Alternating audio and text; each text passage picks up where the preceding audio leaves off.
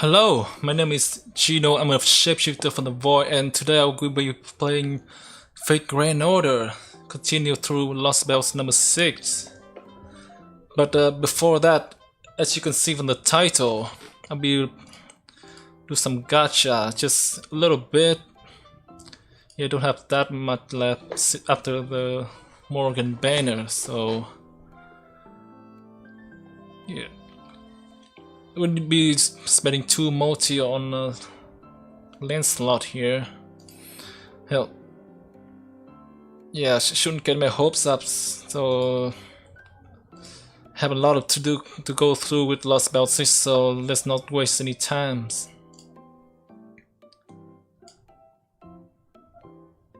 Wait, I'm gonna turn on the game audio. Yeah, probably turn on the BGM.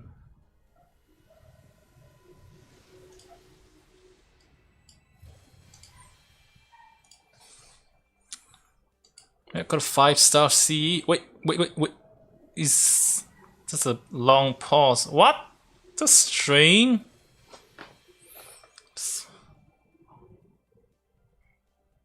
Again. What is this?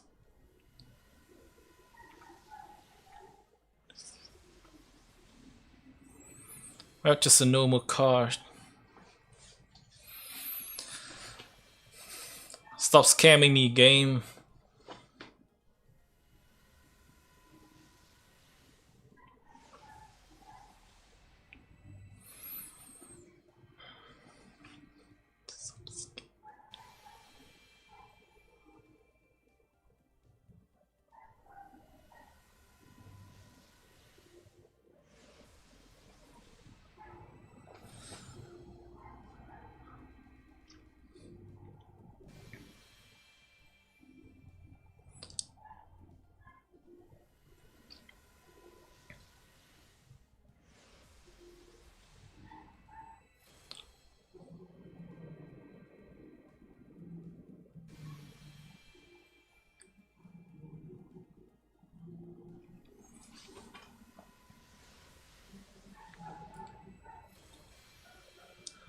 I already have many strong lancers, so getting her kind of unnecessary. But well, I bet most people doesn't roll for gameplay.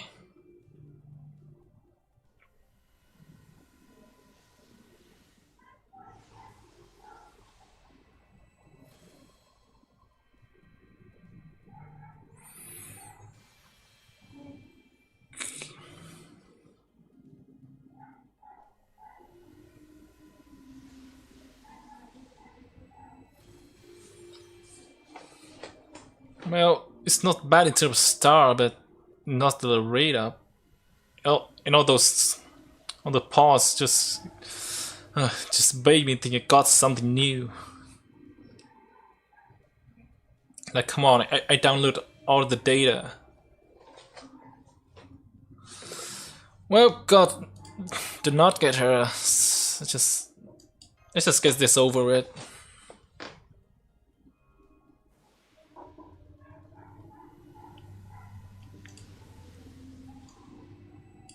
Oh, black rare, need that.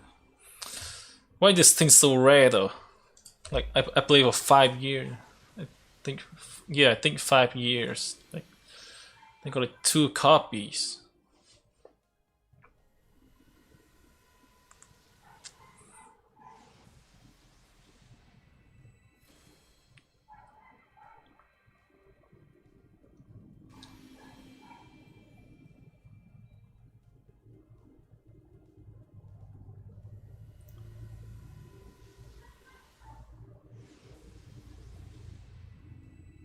Hmm.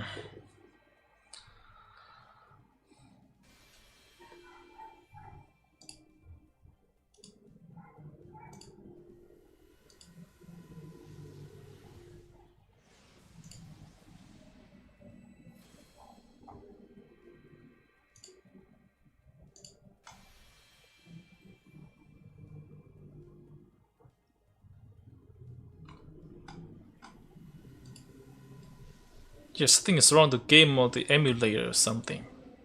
Keep pausing like that when it shouldn't be.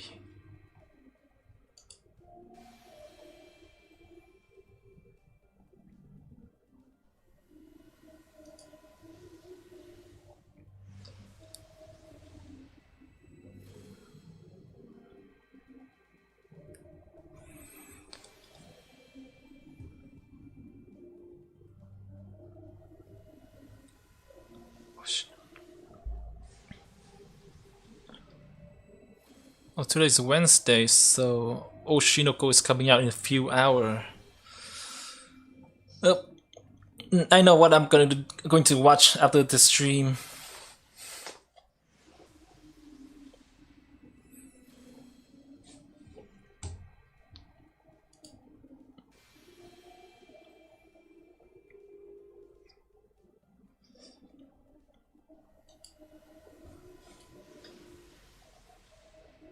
Yoy, yoy, yoy, yoy, yoy.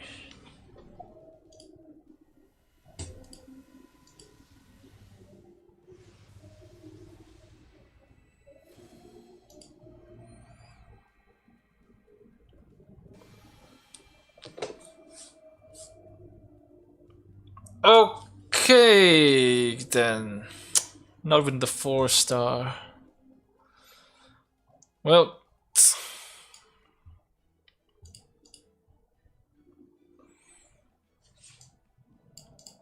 so let's continue.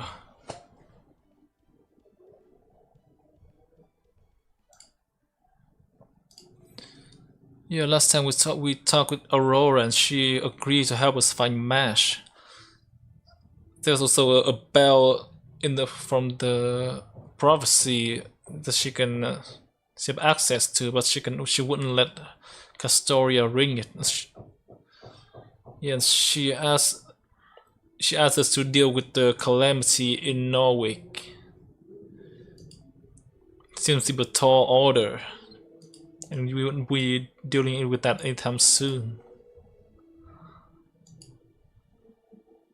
Oh yeah, I got Morgan. So I'm gonna use her to clear this Lostbelt. See, she's sing.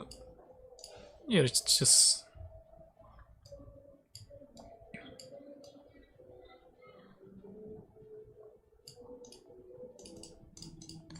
Some 4-star, 5-star C.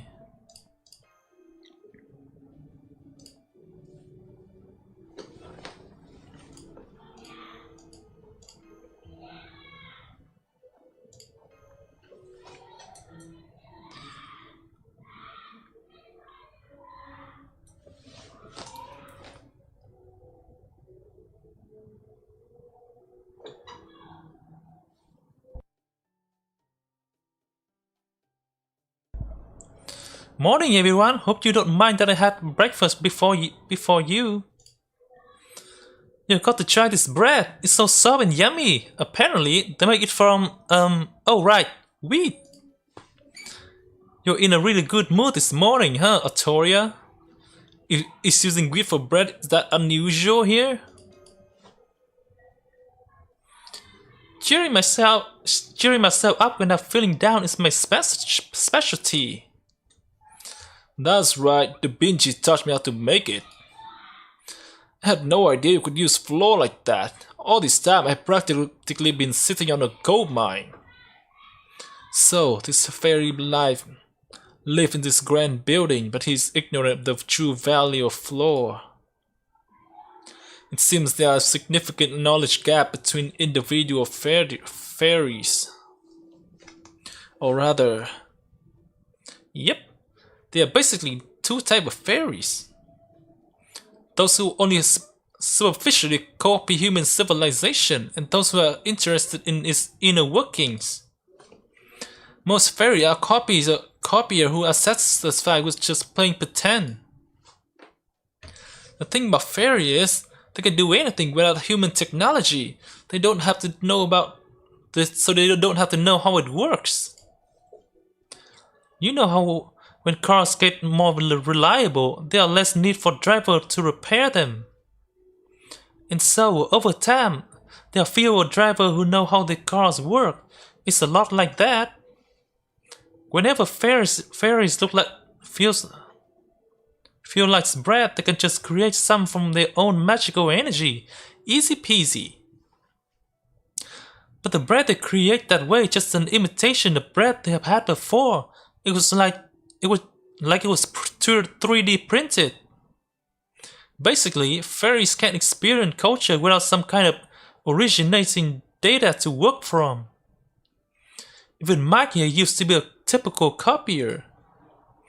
It was only when I started working here that he began caring about the details. It's true. I was a real dull fairy until I met Da Vinci. But now every day is more fun than the last. I love being alive. I used to think preserving humans was a waste of time, but not anymore. Lady Aurora was right. We need humans if we are going to enjoy our life. If there's one thing humans are good at, it's making technology. They come up with all sort of fascinating things you just don't see in nature. Sure, some of those things aren't fun or tasty like iron and gunpowder. But I have come to think of humans as our equals now. Heck, I would even say I respect them. Yeah, good on you, man.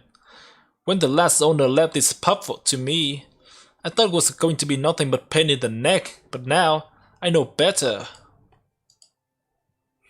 We need something to live for, something we want to do for our own sake, not just to fulfill our purpose.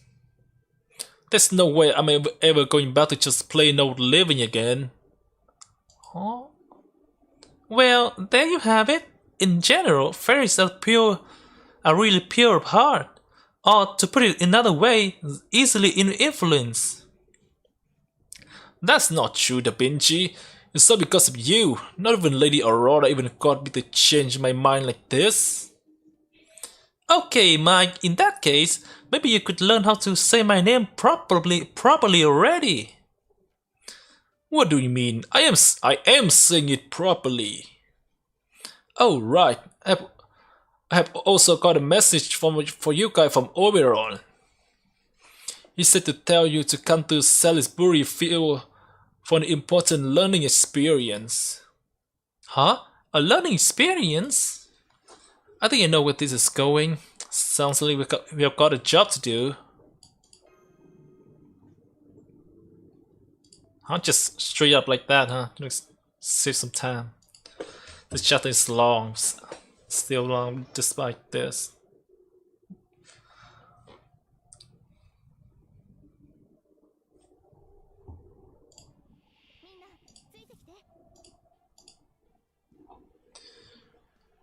Okay.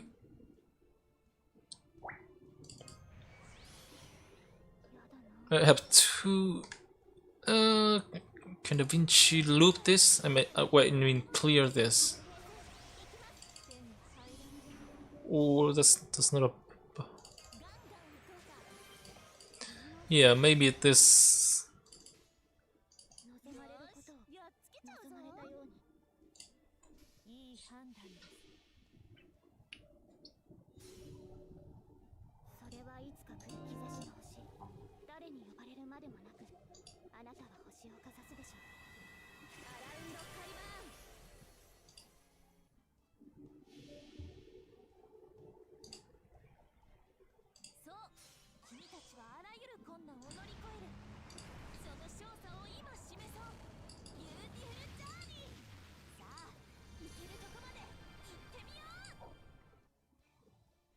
Oh wow, that's 500 divided by 3 is 160,000. Oh, what is?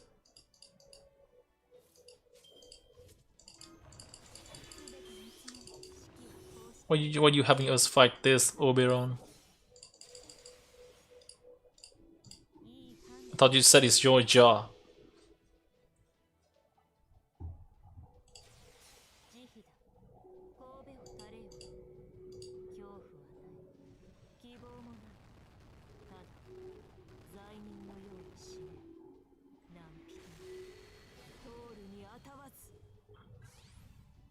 Damn.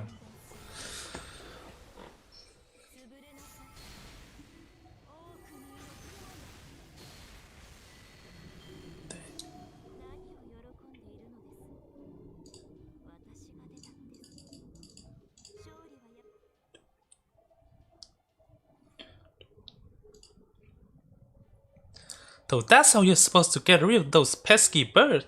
I had no idea. I kept just asking them nicely if they would leave, but they wouldn't listen. Field, Fields are delicate things. At times they require bolder tactics. But I also understand and respect your kind inclination to not hurt the bird if you don't have to. So I suggest leaving a strong likeness of yourself in your field. It would have to deter such behavior. This way, the bird will mistake that likeness for you and start by attacking that, which should buy you enough time to do, well, something. Oh my, really? I never would have thought of that. You're some kind of genius? Well, I would disagree with that. Pretty sure that's not how you're supposed to use Scarecrow. You're supposed to scare them. Was Tristan always like that? Pretty much. It might seem like he's got his head on straight, but most of the time, he's actually up in the cloud. Still, he can't be the perfect knight, at least as long as he has someone to keep him on track. Anyway, the caveat that they are also fairies made imitation of human society aside, what do you think of Salisbury's field? They are very spacious. They look completely real. I mean, true, regardless of how they got there, the field themselves are genuinely article. Apparently, agriculture has been a big deal up in the North Britain for a long time now, but it was never too popular in the South. It wasn't until Aurora stepped in that Salisbury finally gets serious about it. I've never seen small field back in my village. I've seen small field back in my village, but I've never seen any so big and open before. I wonder why they weren't more popular up till now. Well, Fairy always had to abandon them whenever the Moors show up. There aren't any Moors in the north, so there was nothing stopping them from making field up there. But here in the south, we see Moors all the time, so the only one who could venture outside the city are really strong fairies. The Fang clan can apparently hold out for a little while by telling themselves that death and wars are intertwined. But for weaker fairies like me without any astrality, general knowledge of other worlds, we can't even touch the Moor without putting ourselves at risk. And even if the Moors aren't a problem, we still have to remake the field every 100 years anyway. You're talking about the calamity, aren't you? Are you scared of them too, even though you'll all live forever? Of course we are. The only fairy who can survive calamity are the one allowed to live in Camelot. All the rest of us can do is suffer and disappear. There's not a fairy in all of Britain who doesn't fear the calamities. I'm not even sure how much longer Lady Aurora can hold on to her glow, not after what happens in Norway. Make no mistake, now that a calamity has come for Norway, Salisbury has to be next. And when it does, not when Lady Aurora will survive. Well, that's why Aurora wants us to deal with that. So why does the Lady Aurora run away to Camelot? What exactly do these calamities consist of? Yeah, I want to know both these. Maybe they will keep both. She could, but none of the other fairies who live in Salisbury would be allowed to join her there. So she just said that if her citizen couldn't make the Camelot with her, then she wouldn't be going either. Of course, the High Queen didn't like that. So now Lady Aurora is so banned from Camelot. I see. So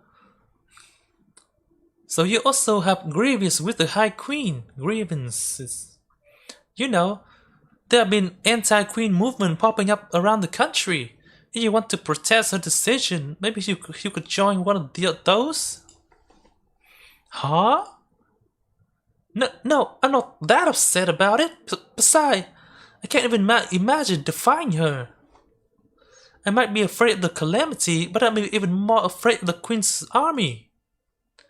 There's more to the Queen's power than just having enough magical energy to cover all of Britain after all.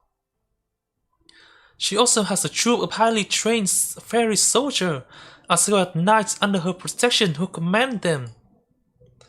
Tristan of the Bewitched Bow, Gawain of the Sun, and Lancelot, the Light of the Lake. Whoop. You just dropped it out there. As long as those three talents are around, nobody can hope to defy the Queen.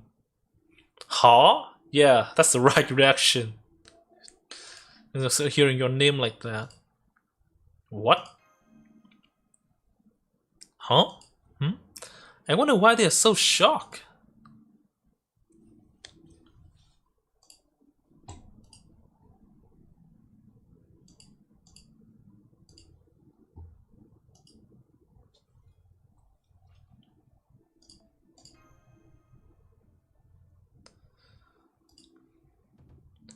Emergency meeting, now! We need to talk about the three timelines that have apparently been serving High Queen Morgan this whole time. Okay, I need to change that, do not say timeline anymore. That makes sense. Also, you already knew about them, Autoria. Well, sure, everyone in Fairy Britain does. Why? Are they a problem? Oh yes, it's as shocking as Sir Bedivere when he first wake up. Autoria, can you please tell us everything you know about them? Okay. I guess I can cover the basic easily enough. It's stuff every fairy in Britain knows. The three fairy knights are fairy High Queen Morgan has bestowed with name from otherworldly knights. They are the most powerful beings in the fairy Britons, exceeding magical energy only by the Queen herself. They are also impervious to Moors' corruption, so they are the one who handle them whenever a group of Moors show up. Come to think of it, they are known as the Guardian of Britons, sworn to service of the High Queen. The Knights of the Round Table. Why are you so happy about this? You're supposed to fight them, to fight Morgan. A fairy round table. Does Morgan actually like King Arthur or something? No, I suspect it's a little more than just a sly dick. Morgan always has a gift for those. Of course, that assumed the Morgan from this Lostbelt had the same personality as the one I know. Why? Do you all have some sort of attachment to the phrase round table or something? We are just talking about a circular table, right? Well, I don't see any way around it. We're just gonna have to tell her about whatever happened in proper human history. Victoria, I will also have a version of Morgan. Though in our case, it was during the 5th century, about 1600 years ago. There was also a certain king who defeated her, thereby united Britain and ushering in an age of peace. That king was known as Arthur, but her true name was Autoria Pendragon. Hey, that's my name! Quite a coincidence. It's not just a coincidence. You two are most likely the same person. What I'm about to say may shock you, but try not to freak out. In our world, you are Britain's great unifier, a king loved by and respected by countless knights across the land. That's right, you are the ideal king, chosen by the sword of selection and trained by Merlin himself. You did pretend to be a man during your reign, but aside from that, you were the picture of integrity. As King Arthur, you commanded many lords from all across Britain. Think of them as the equivalent of fairies Britain's 6th clan. And from those lords, you choose the finest knights to be your Knights of the Round Table, a group of warriors with no equal. In fact, full disclosure, Sir Tristan is one of them. So, from our perspective, knowing that the Knight of the Round Table served Morgan here. It's like learning that a group of heroes who you always look up to are now going for the baddest of the bad guy. Can you blame us for being so surprised? Are you listening to me, Artoria? Oh my god, she's frozen, like turning to stone. Wait, crap, she's so shocked she's froze up. I know how that must feel, Toria, but hang in there.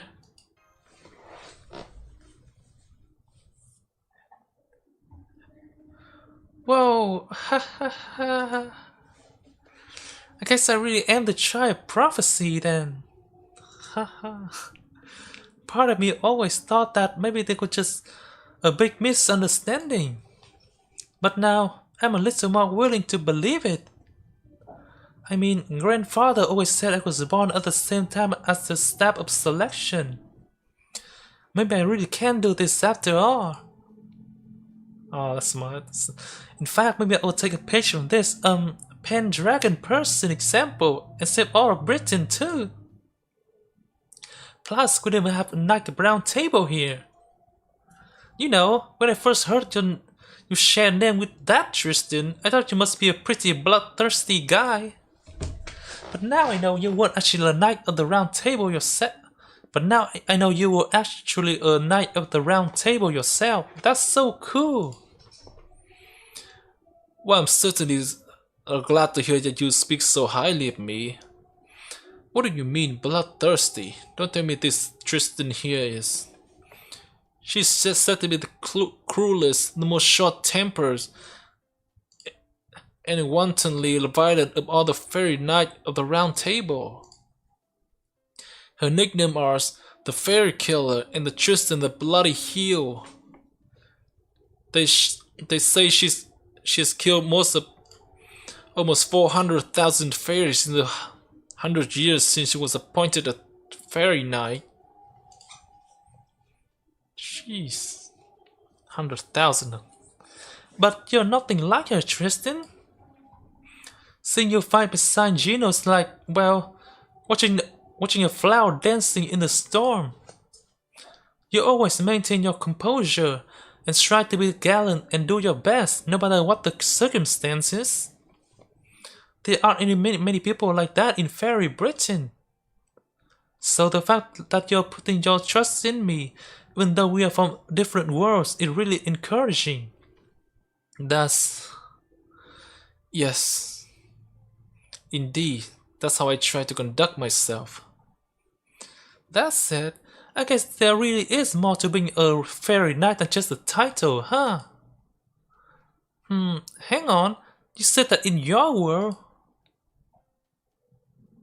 Fairy Knight Tristan was appointed 100 years ago, long after Tristan from proper human history. So if this Tristan is the original, that would make the Fairy Knight an imitation. But that would mean, has Morgan known about proper human history for more than 100 years? Yeah, they're dropping hints. Well, I wasn't planning to tell Artoria about King Arthur like this. But I think we should still be fine. Plus, we got to find out about the fairy knight. Really? If you had run into one of them without any foreknowledge, I think I might have actually died from shocks. Anyway, what is Lostbelt Tristan and Gawain may not like the one we know? The fact that they share a name must mean they have many of the same traits as well. So we can expect this Sir Tristan to use Fall not. Yeah, I probably butchered that. And Sir Lancelot to wield Arundite. For sure. Say, where's Tristan anyway? He's in Artorias' room. He said he has something he wanted to talk to her about.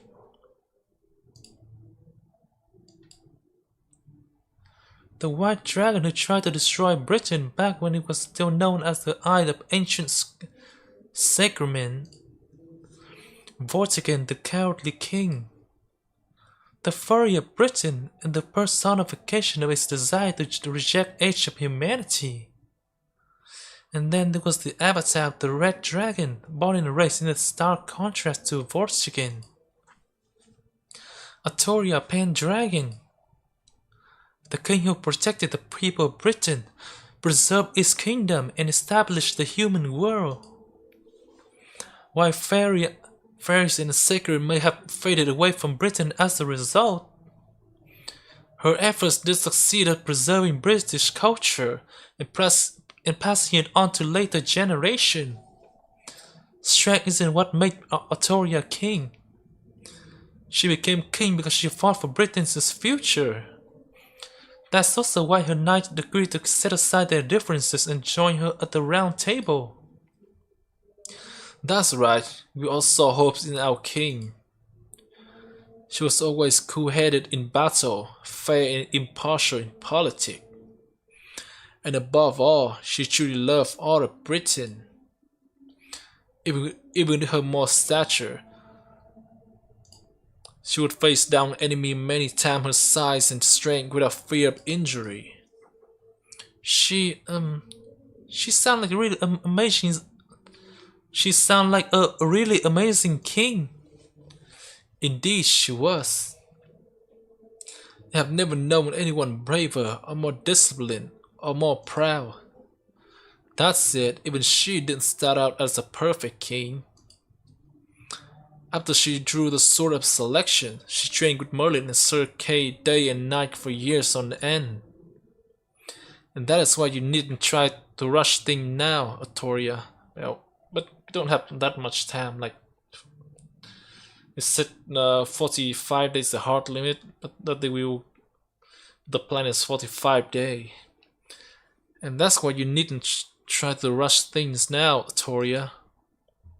It's not a matter of you sharing your name with King Arthur. It's a matter of you sharing her vision. So please have confidence in yourself. I know you can do this.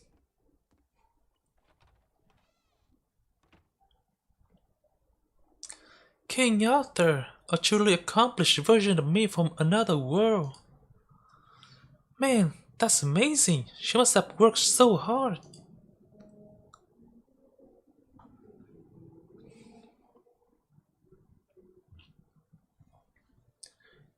Yeah, imagine learning about an alternate self to be like way more successful than you. Another caster node.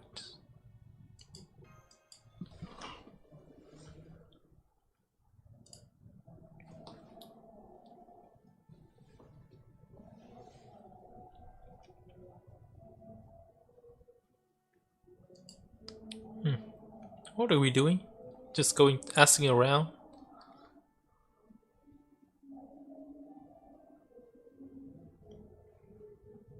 Yeah, probably something like that.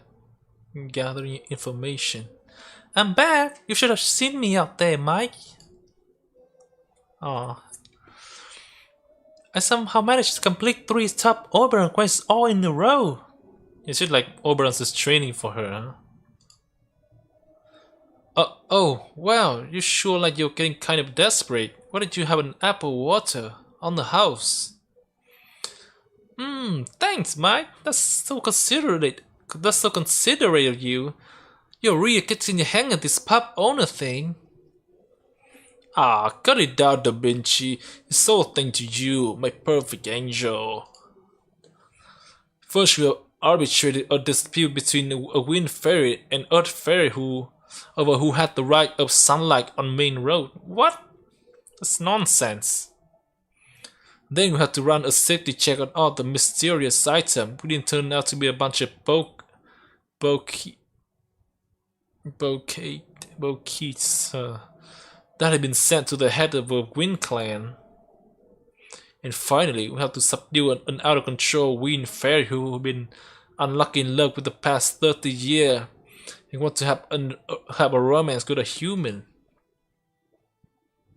Surprisingly, none of this was at all easy, but that does make completing them all the more satisfying. I was a little nervous at first, but everything works out great. It was great to see everyone so happy. Oh right, I almost forgot. You there, the human. Gino, was it? You got a guest up in your room, and trust me, she's not the kind of fairies you want to keep waiting. Huh? A guest? A character we already know, already introduced to? Like that pink girl that isn't Aurora? Coral? Get to see Gino? Oh, got it right. So, this is a human bedroom, huh? It's not so different from ours. No, that's not right. We wouldn't even have room like this if not for the humans. Really, we are the one who should be thanking them.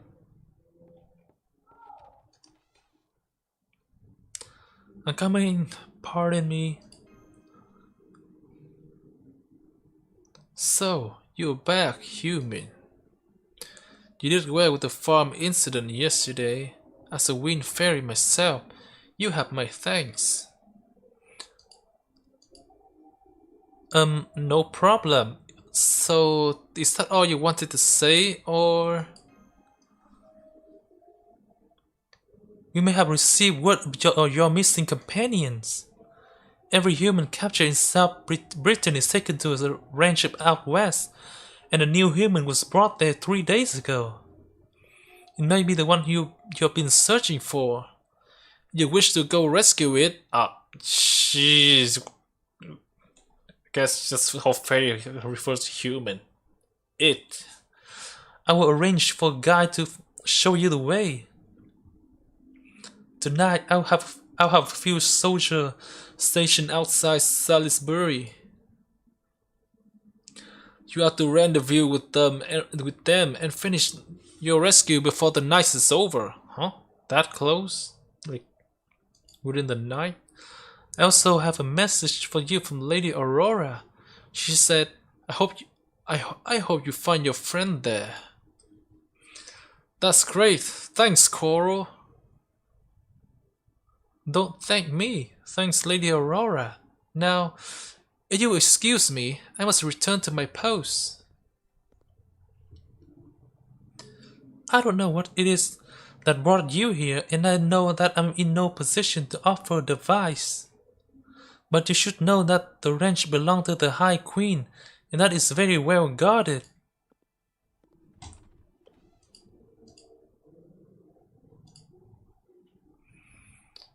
So that's the scoop. Whoa!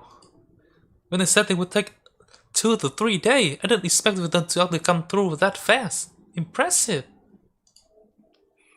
So this human was brought in 3 days ago, huh? They don't have a moment to waste.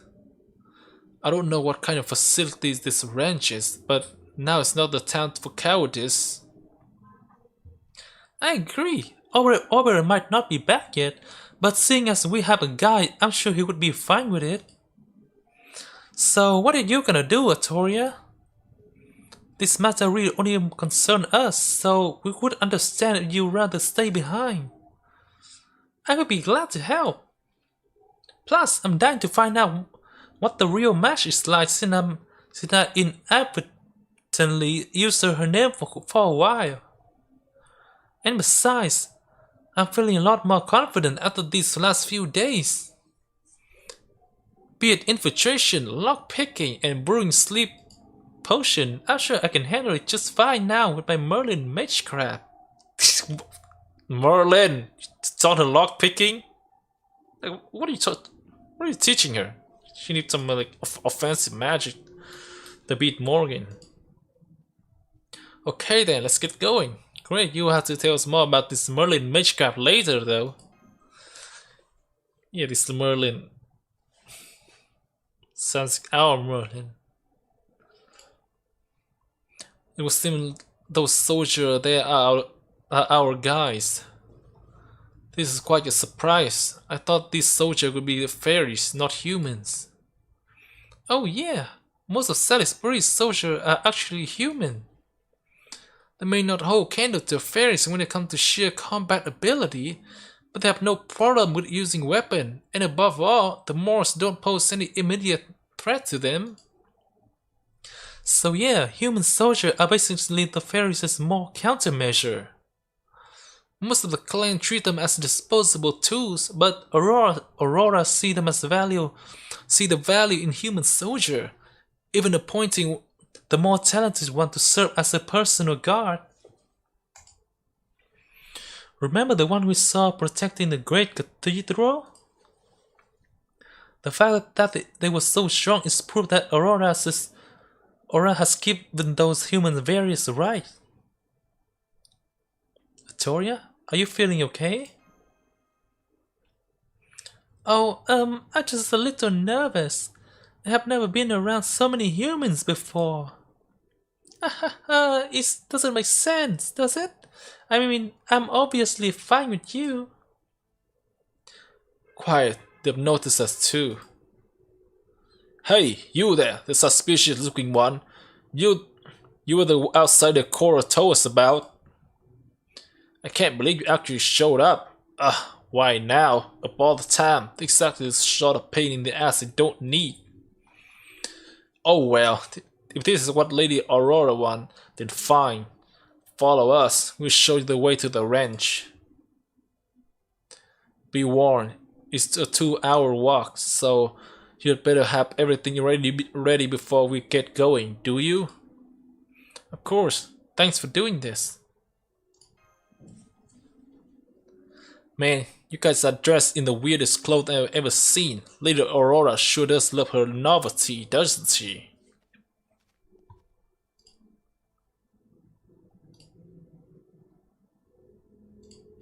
Not very happy to see us, are they?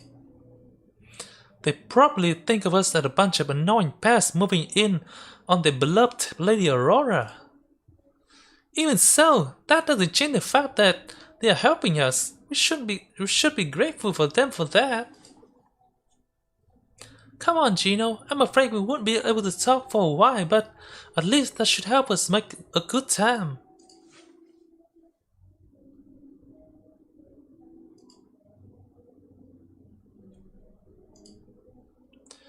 We're here. This is the West Human Ranch. Human Ranch? Not a city? Oh, they said that already. That's right, we used to live here too. We got assigned to a horrid fairy who robbed us of everything we had, down to our dignity, before throwing us away like so much trash. A stray human had nowhere to go until Lady Aurora took us in. Damn, she's pretty nice human, like compared to the rest. We became soldiers so that we would win the freedom Lady Aurora showed us was possible.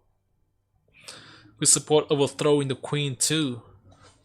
But we are nothing like the trendy rebel army who's counting on the so-called child prophecy to bail them out.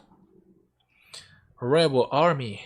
I've heard them mentioned before. Does that mean there's an anti-queen movement outside of Salisbury too? Yup. The rebel army is situated in the old castle ruin out east. Yeah, I'm gonna check the map later. They claim to want to free all of Britain, and they even have the gall to call themselves the Round Table. Huh. Interesting. Is there some stray servant there? Like they call a rogue servant. Still, they're definitely a force to be reckoned with. They're led by a human who actually survived against Lancelot in the Jews in Camelot. Huh? Human? That's... Who could that be? Morgan herself offered him a reward, saying that he would prove himself... saying he had proved himself to be equal to a fairy knight. Let's see, I think his name was Percival. Oh! Oh, nice. That's him. Percival the White Light, the man who reached a limit of human ability. So he's like human or like servant pretending to be human. Oh, Morgan was so impressed with him that he commanded him to join your forces in Camelot even though he's human. But instead he refused her command and formed the rebel army. Hey, that's enough. It's too dangerous to stay here any longer. If anyone sees us here, Lady Aurora is the one who will pay the price. Let's just ditch this backwater ferry and head back to Salisbury already. I take it that means you guys were only here to show us the way. And that sneaking into the ranch and looking for our companion is entirely our job. You're damn right it is. Hell, you shouldn't be thanking us for just taking you this far. The Green Clan might be good at everything, but they don't have the right temperance for combat. Yeah, does that mean they're not good at everything? If Morgan ever thinks they are rebelling against her, Lady Aurora is as good as dead, along with our Salisbury. Even knowing all that, Lady Aurora still asks us to help you. So you listen to me. Whatever you do, don't you dare mention Salisbury. You get caught. Got that? You better not bite the hand that fed you. No, not if you lot have any pride at all in being human. Damn, these guys are loyal. Okay, let's discuss our next move. I just finished analyzing the ranch's interior structure. From what I can tell, there's 6 big factories in the middle of the complex, about 30 smaller ones. I didn't sense any heat source in the big factory, so those are probably shut down now. But the small factory have lots of heat signal. There seems about 60 human inside. What do you think, Gino? If we scale the castle wall, we could probably sneak inside without the guards spotting us. Whoa, you're really efficient. Are you mad about something? Huh? Oh no, not at all. We're just concentrating on seeing what things are like inside. Now let's forget about those wine who ran up on us and focus on finding Mash. Yeah, she is mad. You still have your connection to Mash to your contract, Gino. Can you send it anything? If you can, that could be the fastest and easiest way to find her. Maybe, I'm not sure. It's hard to tell, but maybe not.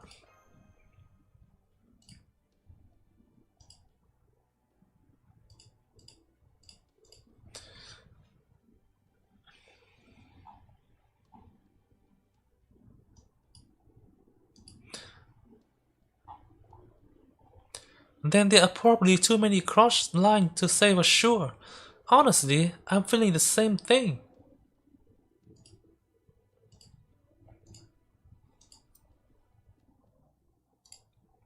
There are just way too many contracts going around Fairy Britain.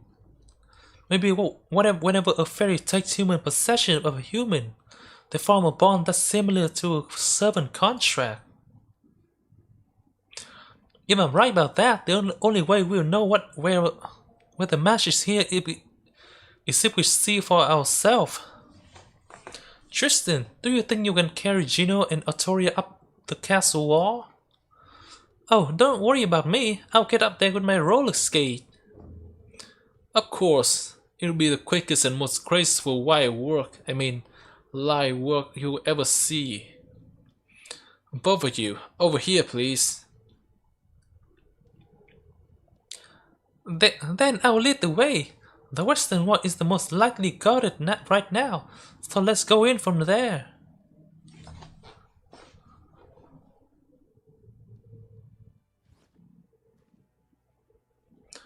It looks like a town on the inside too. Yeah, more like camps. Artoria, I assume those large factories you spoke of earlier are those complexes, and the small one are those homes. So she called those factory? That's right, human kept at ranches like these are shipped out with their creativity intact. So they should be confined in houses rather than pens. Just ignore the large factory. We wouldn't find MASH there. It's not birthing season yet, so there shouldn't be anything inside the birthing season. What does that mean? Birthing of what? Victoria, behind you! Behind you. A surveillance familiar. Must have been disguised as a street lamp. I can't believe I messed up again. I'm sorry, everyone, but we need to check it out now before it calling it reinforcement. Well, reinforcement over here, like those extra surveillance.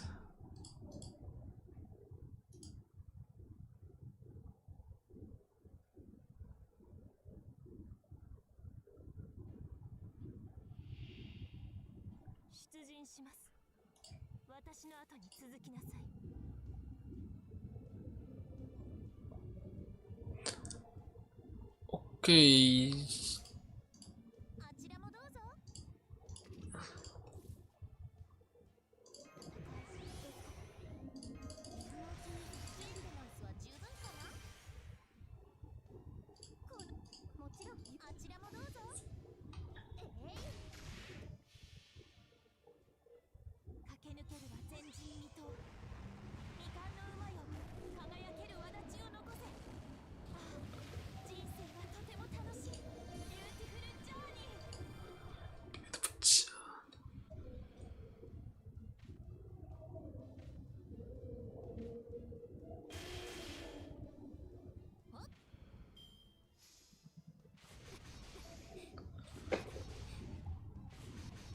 What the fuck? Stop hitting her!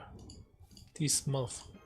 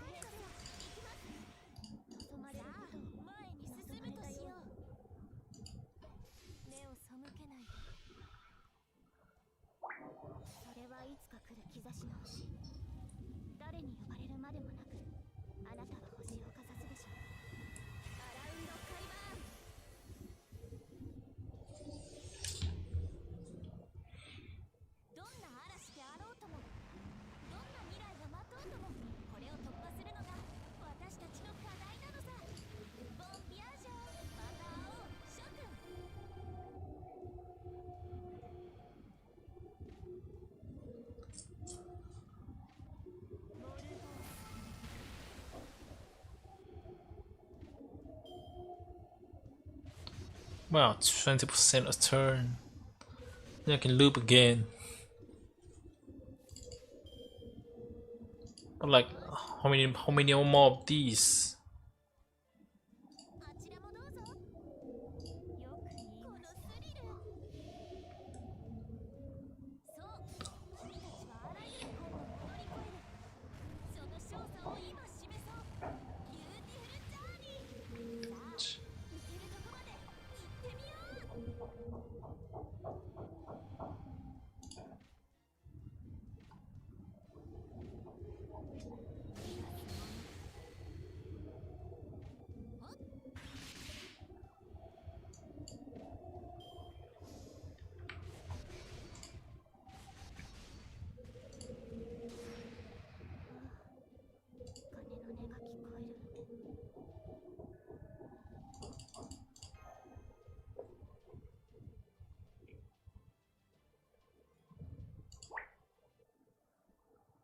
Oh, it's over here. The east castle in the east. Ruin? Maybe this one? Yeah, then this is Norwich. There's a good shite. This I forgot what this called. Like shell. Seashell. Human farm, yeah. Ranch farm.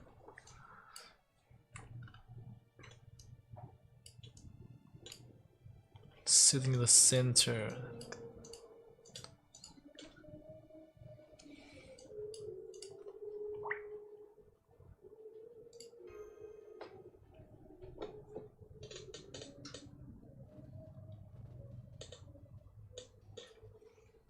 Damn it, they just keep coming. There must be a fairy close by making more of them or something. Can you find them, Gino? I would do it myself, but I got my hand full with this familiar. I'm on it. Okay, stay calm and look closely.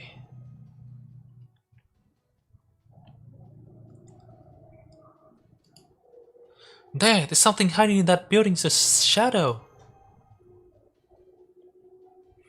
You're correct. There's no sound at all coming from there. I suppose they think they've hidden themselves perfectly. But nothing can stand between my symphony and my enemy. How do you like your midsection cut into quarters? Huh? What are you people? What up? Whatever you just did was neither human nor fairy. You are obviously not Morse, and you're not with the Round Table Army. Are you the child of prophecy then? Ha ha ha ha! This is great. Things are finally going my way. I'm Knight Grant. No mere child of prophecy Magecraft can ever hope to match our High Queen. High Queen Morgan herself bestowed this armor upon me. It will take more than a few swings to absorb to shatter it. Huh? Who's that in there? Whoever they are, they're no ordinary fairy. Please be careful, everyone. I'm guessing this is one of the fairy knight we heard about. Grant. There's no Grant fair. Like, none of them named Grant. What? Yeah.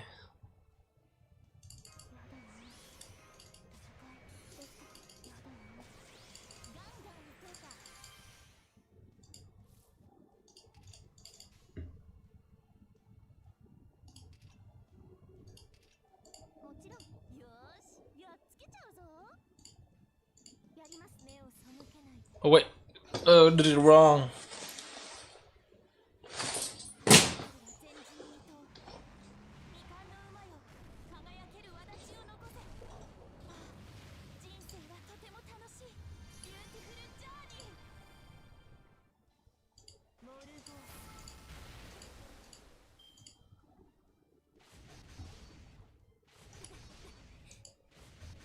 Ah,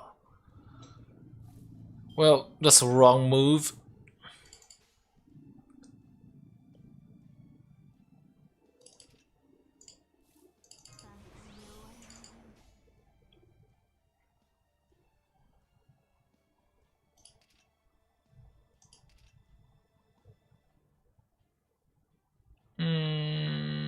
What do we do?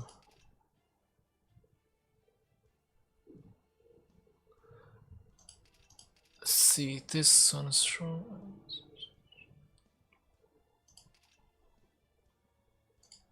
Let's see, 2 attack buff. Probably enough.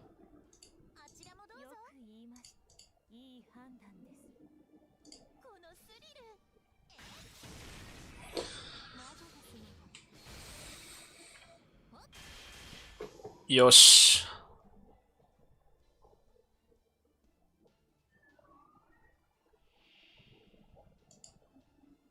Grand Knight.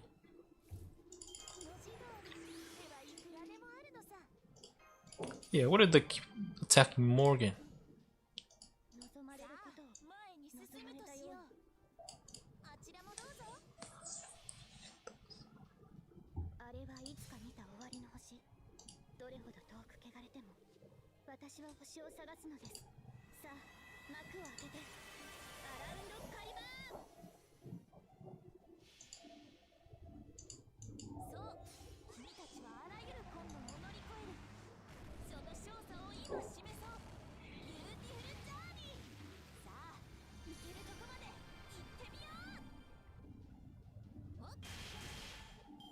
Yo, dang.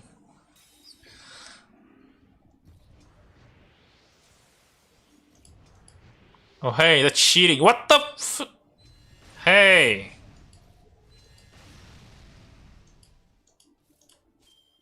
2 left.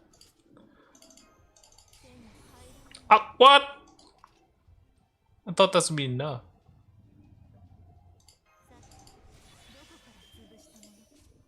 What's the effect?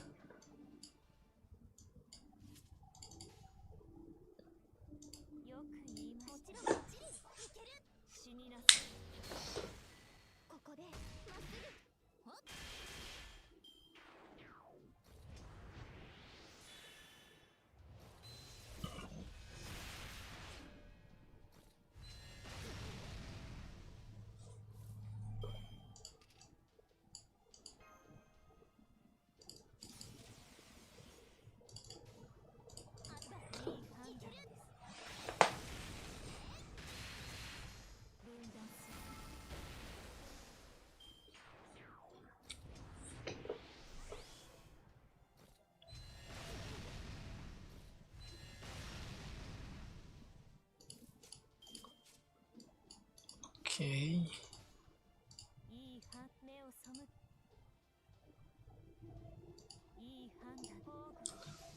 Dauntless.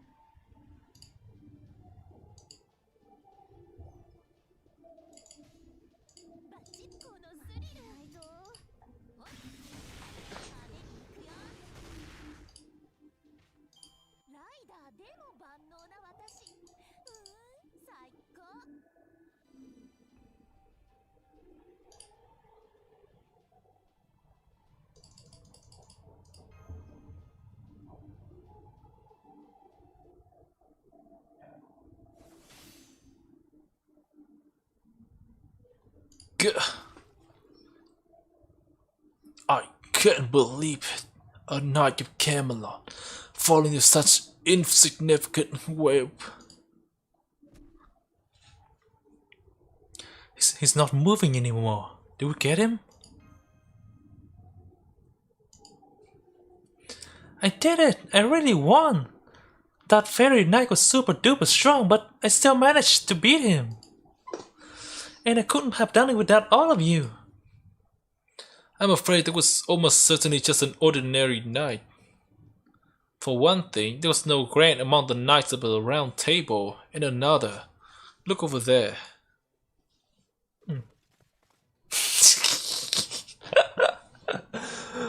Oh crap, 3 more knights, and each with the same incredible magical energy as the last one. And we just barely match him for a match for him alone. There's no way we could take on 3. Come on, Gino, let's get out of here for now. But what about Mash? There, we're through the gates. Squad 1 and 3 will take out Morgan's soldier in the front. It's the rebel army.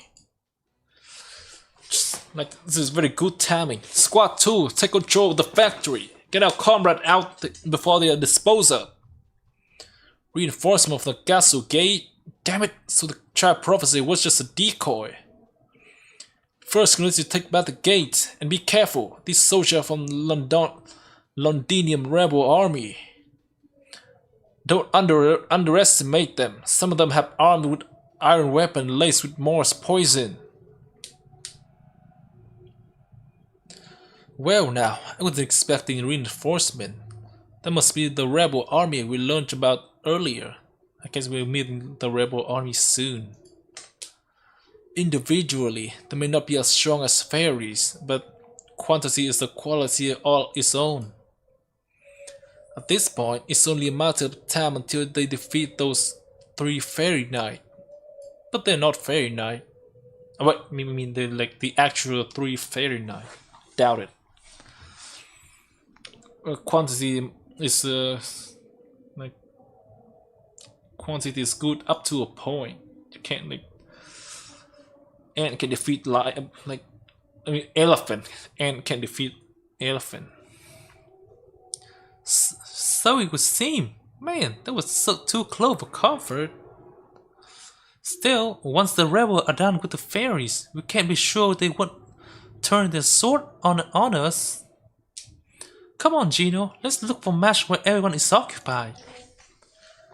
We should save making contact with the rebel army after that. Can you show us where to go, Artoria? Right, of course. Don't worry. I'm a great lockpicker. And besides, Da Vinci is right. We can't be sure the rebel army will see us as ally. So let's find Mash and get out of here before anyone else sees us.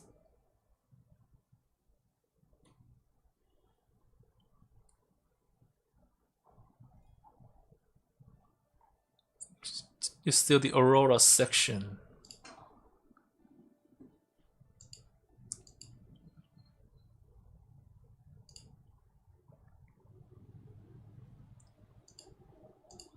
Well, damn, I should have figured the lock on the Queen's own facility would be really tough nut to crack. True, the Round Table army did manage to open the other 29 houses in the time it took for us to open one. I can't even claim the credit for this one since the Round Table army ended up opening it too. Haha, she's losing confidence. I mean, you should need to know how to lock picking. Leave it to the lawyer. Now, cheer up, Artoria. I mean, as a tech genius myself, I definitely get how you feel. But the important thing is that all the humans being kept in these houses were free. It's too bad we didn't find Mash, but that doesn't mean this was all waste. At least now we know that she wasn't captured. And really, isn't that way better? Yeah, you're right. Wherever Mash is, I'm sure she's okay.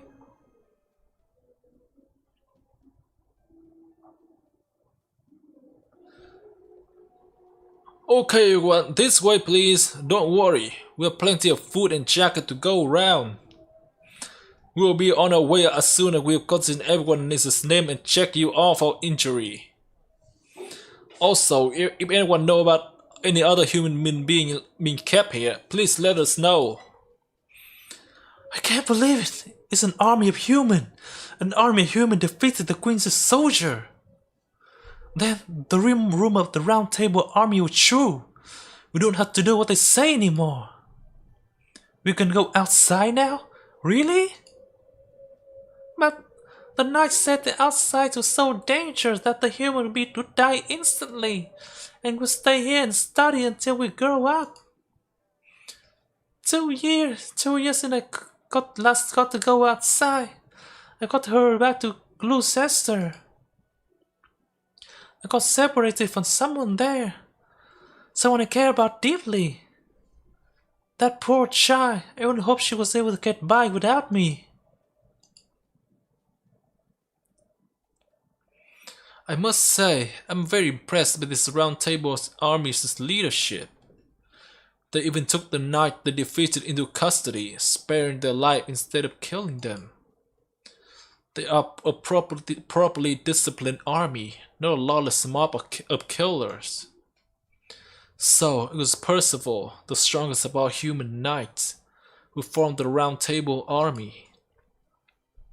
How this gladdened me. Why, I'm sure he's in the same Sir Percival I knew. This other one is certainly doing his namesake's proud. Oh, it's you guys. Thank you for your assistance earlier. It was a big help. We have been investigating this ranch closely for the past few months, so we know its security will be lightless today, but we definitely didn't know we wouldn't be the only one making a move. I was especially surprised to see just the four of you manage to take out one of the Morgansons tonight. We were prepared to lose up to 20% of our soldier, but thanks to you guys, we got up no more than a handful of casualty. Damn. I mean, it's hard to avoid losses when you fight a superior foe. So, which city's rebel army are you from? I don't think I've seen you around the south before. Are you from the north then? I heard there was some trouble up in Sheffield. Maybe that's where you're from? Huh? Autoria? I'm sorry. Are you people really? Oh, I see. I forget that we are still the only one who don't distinguish between fairy and human in our head count. Sorry if I offended you when I count all four of you on the same. Oh no, that's quite alright. Is everyone in the round table army like you? Ha ha ha, I don't know about that. We all have our own goals and our own way of thinking. But one thing you all have in common is our faith in our commander. You all agree that Percival's ideals are worth fighting for. He's always talking about how the child prophecy will appear one day, and how he wants to assemble as many like-minded allies as he can in the meantime. He said that way, when the child prophecy finally does appear, there will be a firm anti-queen foundation in the place to help take some of the heavy burden off their shoulders. But enough yammering from me. It looks like they're done with roll call, so we're going to start escorting these people to Londinium. Want to come with us? We're always looking for more strong warriors like yourself. I'm sorry, but we have to pass for now. We would, but there's something else we have to do first. That's right, we really appreciate the invitation, but we're actually trying to find a missing person right now. Gotcha. Well, that's too bad, but I understand. You all take care then. Hope you're able to find this missing person.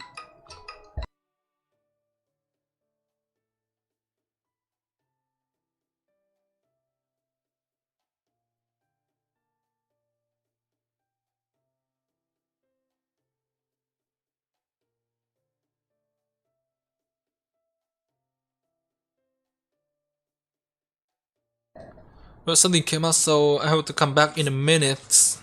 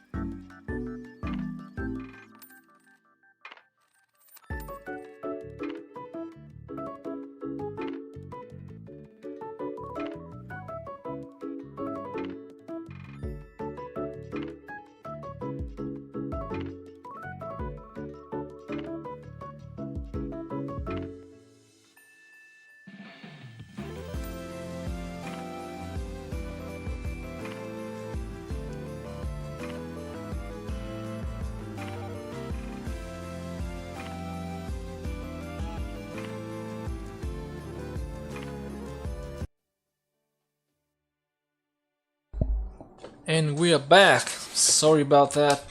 I'm gonna put my phone on silent.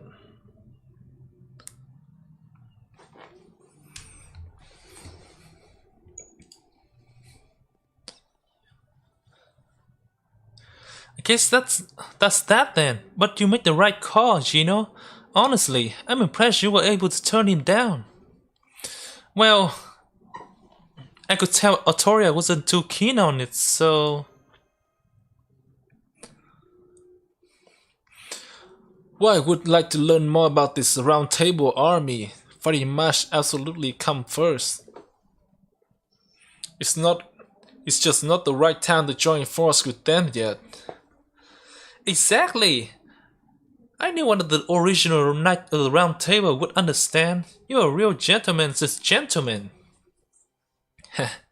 Well, I am Tristan, just child sadness, not a knight who lives and dies on the chivalry alone. That said, if Sir Bedivere were here too, I may have been forced into making a difficult decision. Gino, get back! Who's that? Fire.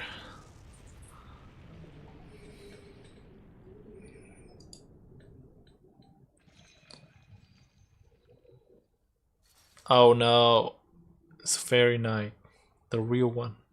So, you attack when security was at its lightest, huh? Devious of you, I'll give you that. But it wouldn't win you the day. That's exactly what the pathetic sort of conviction I expect from humans. You thieves are going to scuttle around in the shadows. You can't complain you end up crushed under someone's boots. What's going on with this magical energy signal? I can't even get a reading on it. What is this?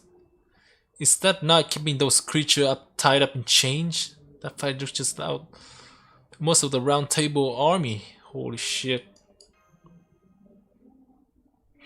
Squad 2, Squad 3, are you alright? Damn it! How many soldiers did we just lose? Are we the only one who survived? That wall of flame? It can't be.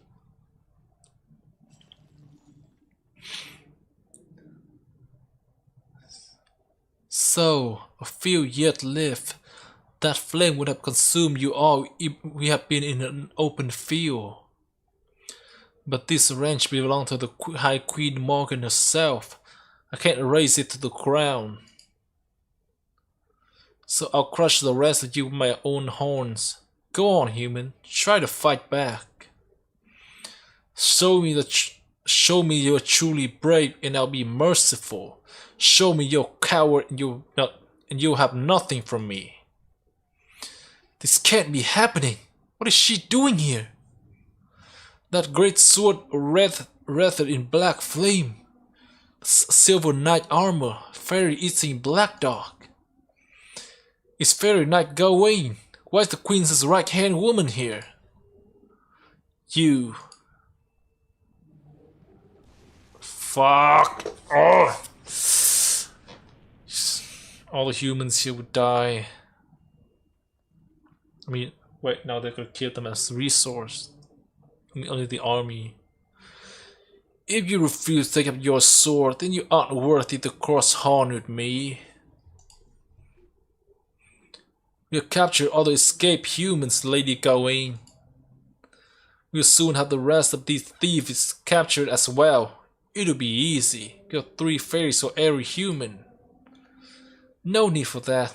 They may query. I'll handle this myself.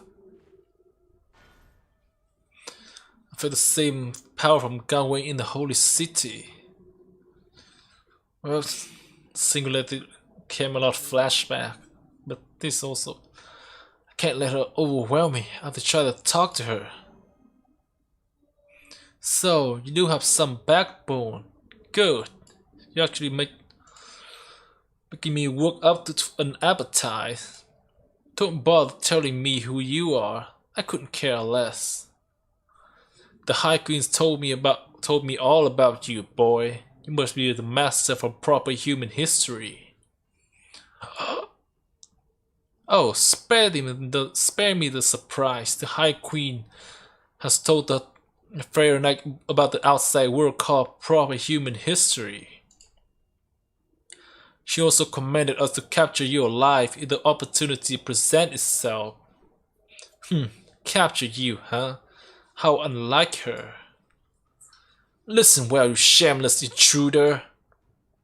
You opposite primate have a lot of nerve barging into fairy Britain like you own it. Tell me, in your world, is considered courteous to welcome visitor from afar, right? Very well then, take up your sword. I'll give you all the welcome you want. I am Gawain, Knight of the Fairy Round Table, sworn to protect Britain. Now, with this name bestowed upon me by the High Queen, I shall destroy you without mercy.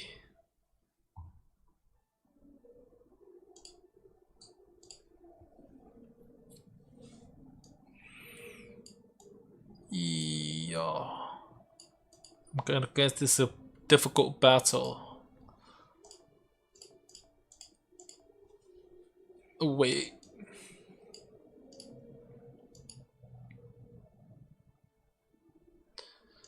Just gonna have a single target archer as a backup. Just in case.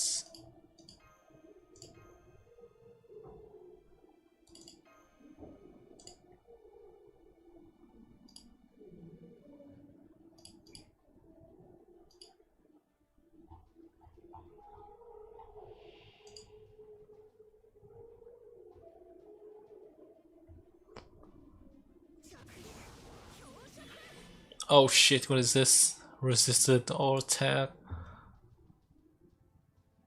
Oh, Basungas Berserker. Yeah, I hope this is just like breaking one bar.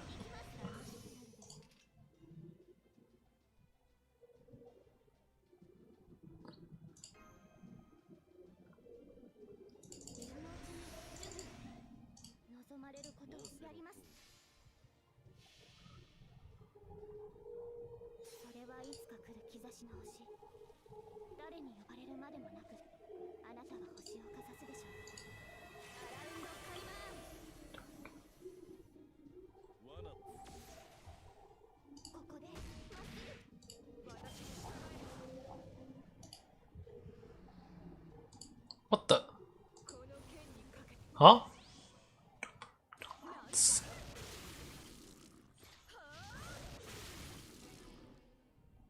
Sound.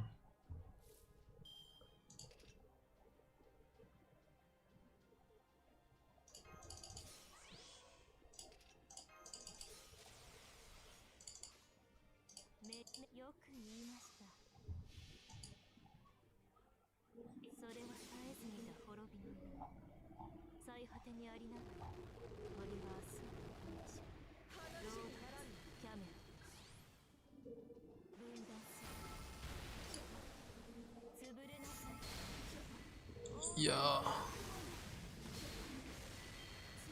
don't have to break the full bar, right?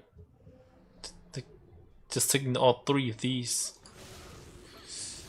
Ouch! Ouch!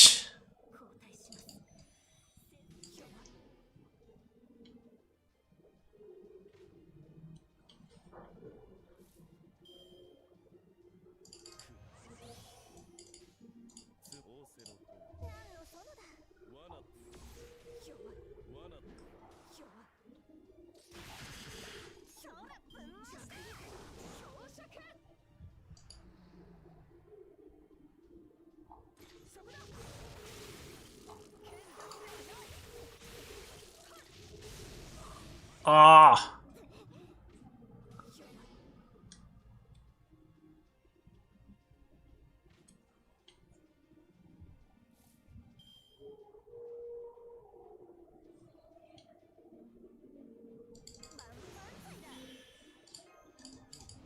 God.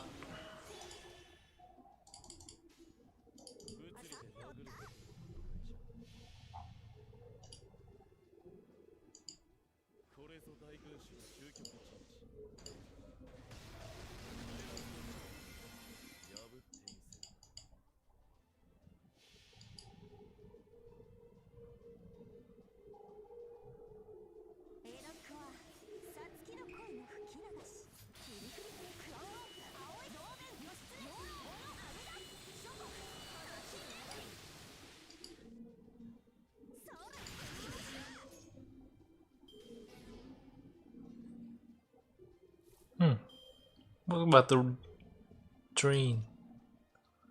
Wait, it's the all drain. Because I really do have to break off the first bar.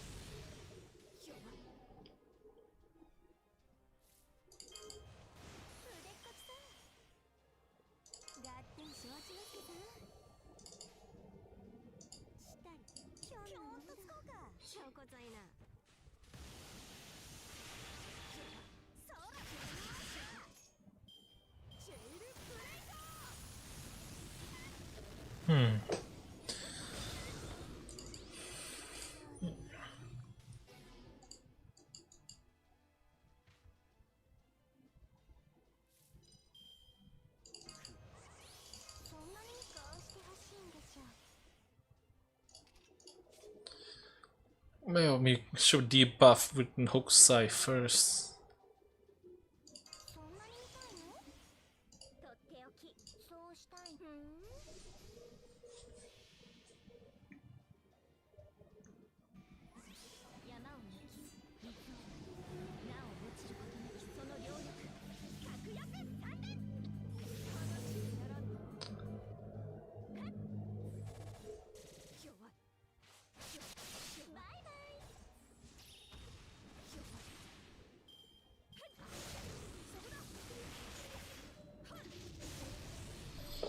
Sheesh.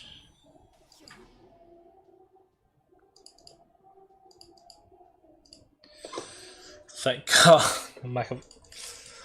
Who had to restart that one?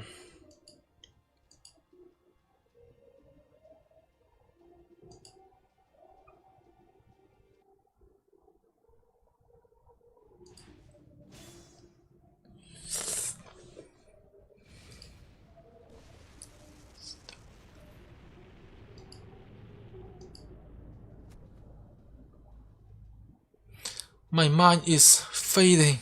No, not yet. I can't get up yet. So we just get captured like this. Is no one gonna help? Stay with me, Gino. Oh no, he's seriously drained.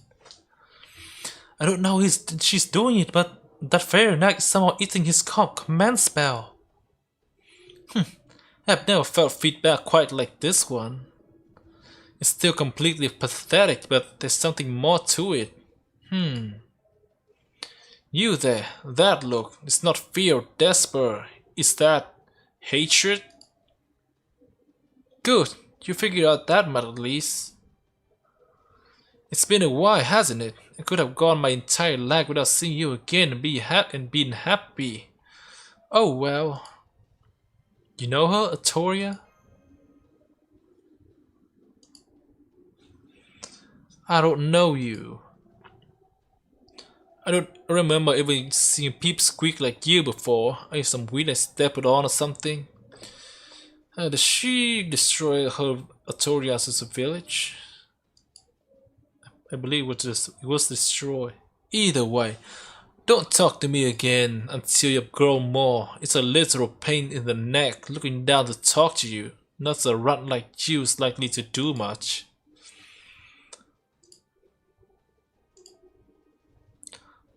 Do much growing? Why you? But enough talk. You intruder will get no mercy from me. I have no more time to waste on you. Die now, human and servant alike. Huh? A bowstring? Indeed. A bewitched, unbreakable bowstring I can wield however I wish, to be more specific. You will never be able to get past it, no matter how strong you are. So it would seem. This one of the Wing Clan's threat? I'm surprised there was still any left. But so what? You don't actually think you can defeat me with this, do you? Defeat you? No. Detain you? Yes. Da Vinci, Astoria. Take Gino and get him out of this town. Oh no, he's gonna sacrifice himself. We barely had spent any time together here. I will hold Gawain here and ensure she doesn't come after you.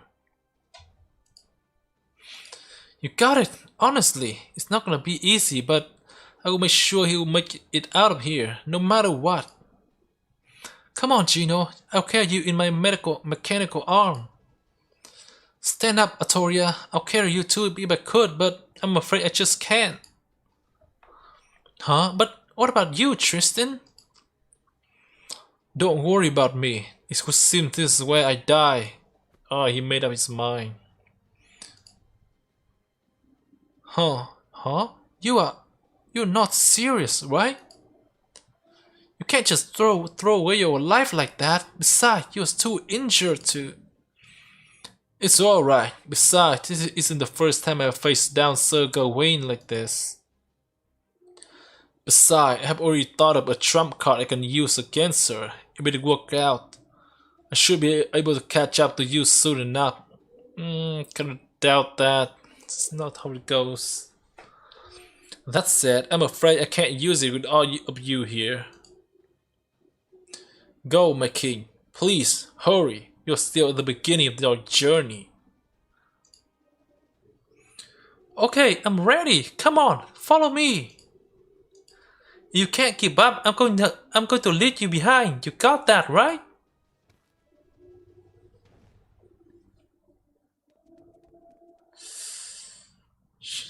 Let me guess. You've decided to sacrifice yourself to let your companion escape. Oh come on. That should have gone without saying. You really are Sir Gawain. Your body is strong and hard as a rock. But then, so is your head. Tell me something. Are all servants like you? Pawns are willing to throw their life away for their master because they neither fear death nor know what it is to truly live. I don't know that I would put it that way. Even servants hope to avoid death. In fact, I would say we fear death with more than we did when we were alive.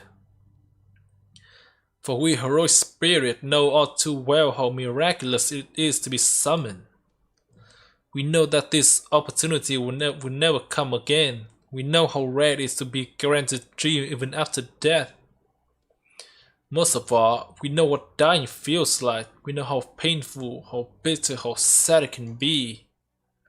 You may think that we can bear it because we have experienced it before, but you would be wrong. Death is something living things can only bear once. To suffer the pain of my own death over and over, or to make others grieve my passing several times, is simply more than I can take. If I may confess, I'm hoping you let me escape with my life. Whether you live or die is entirely up to you. The only one I mean to kill is your master. If you're willing to stand down, I'm willing to let you go. It could be a shame to waste this impressive technique of yours. Even if your master were dead, you would still live a good life in Fairy Britain. No, Fairy Knight Gawain, I could not. That's why I'm going to stop you. It is the least I can do to repay the debt I owe to the one who trusted in my knighthood, even when I was fighting against him in a moment of weakness. I know nothing of your life or circumstances, and I confess I don't care a whit about your idea of justice.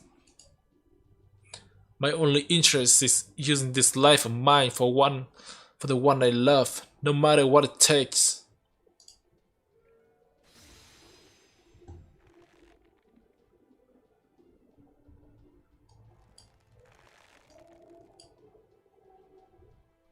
You tied my whole body up with strings? When did you do that? Oh shit. But so what? You think you're a mere human can hold me down? You are... What is this? How is this even possible? How do you put this string all over town without any magic or energy? I've never seen. Never saw you move your hands. What the? Why is he bleeding? Indeed, these restraints rely on weight, not strength. The mass of this very town, this culmination of human technology is what holds you in place. Thanks to our earlier battle, I know how very strong you are, and I know you cannot break these restraints with brute force alone. I may no longer have a finger on my right hand, but I still have my mouth. Now, otherworldly knight, prepare to face the full force of my airstrike. Gee. What? You say slowly human technology that hold me in place? That does it. You deserve to die a miserable death after all. After all, serve it. I'm going to dash in the hope you had of this pathetic trick working. Oh, got a cutscene.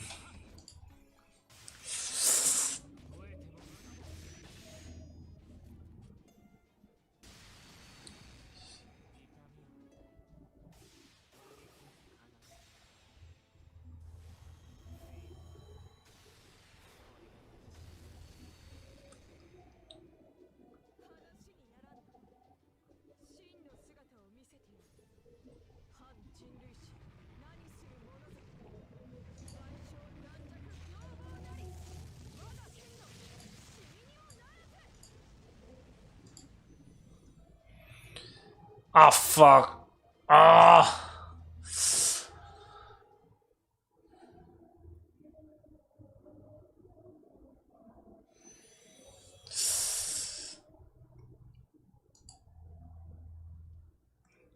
Are you hurt, Lady Gawain? What are you going to do about the wrench? Don't worry about it. I'll take full responsibility when reporting home to Her Majesty. Now, gather all our fastest runner and go after that human servant who managed to escape. You should be able to catch up to them much quicker than me right now. I'll join afterward. Don't worry, I'm not just saying it. Like that idiot knight just did a moment ago. Once you catch up, surround and restrain them, but don't kill them until I get there. Yes, Lady Gawain, consider it done.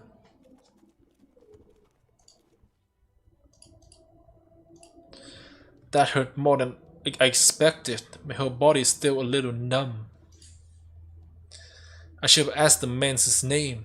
He deserved that much before I killed him. Who's this? Hold on. What was that whiny?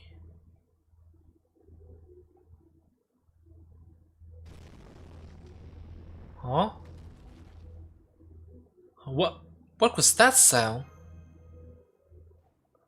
Sorry, I will explain later. Right now, we need to get away from the fairies chasing us. Can you stand? Can you run? Okay, I'm gonna put you down then. Now, run for it. How can Earth-Clan Fairy be so fast? They're almost on us, Da Vinci.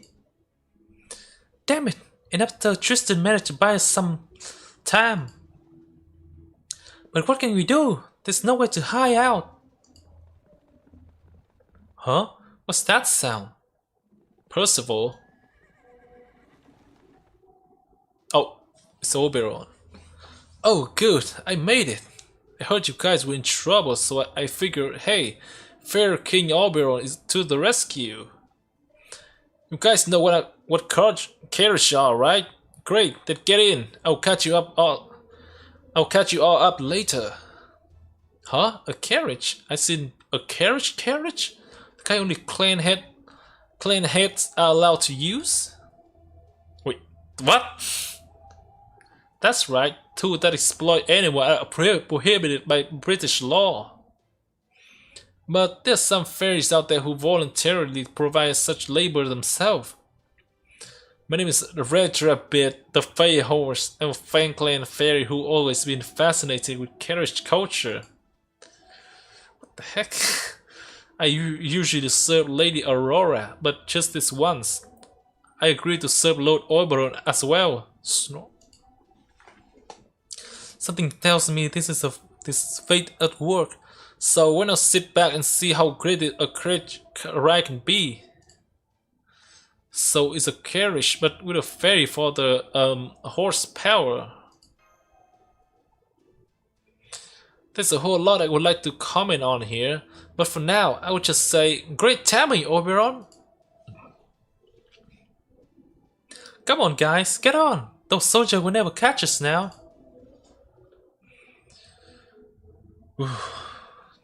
Looks like we're safe for now. Clever of them. Do you know who that carriage belongs to?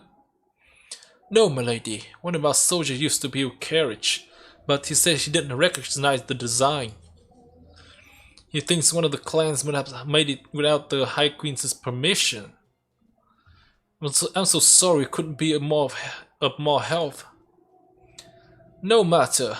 Call the soldier back. We are returning to Camelot. Are you sure, milady? I don't have time to go around chasing after rats. No, scratch that. They're not even rats. Britain is the High Queen's garden, and no garden is entirely free of pests. I just let my temper get the better of me this time. Next time we met, I will grind them beneath my foot. Assuming I ever do meet them again, of course. We are so much better at squashing bug in any case.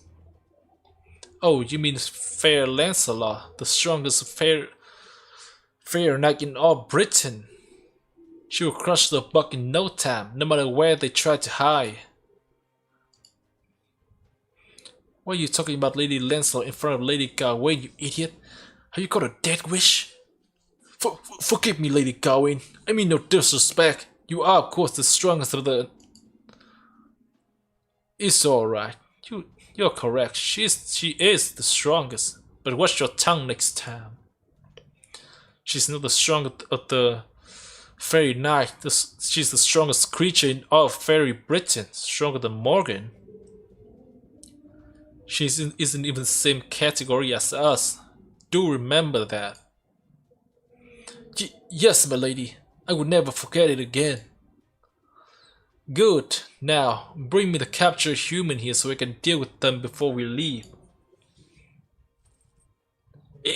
Please wait, you got it all wrong. This was our fault. Those soldiers opened up our door without asking. I'll tell them we didn't want to go. Please, don't kill me. I will never hope for freedom again. I still have 10 years left. Doesn't that make me a valuable slave? Please, just spare me. Oh. Shit. Ah, turn into a hound. Know your place, dog. Any human who so much as think about running away is worthless, even as a slave. This new form suits you much better. By the time I'm done breaking you in, may you be ready to rejoin your fellow human slave.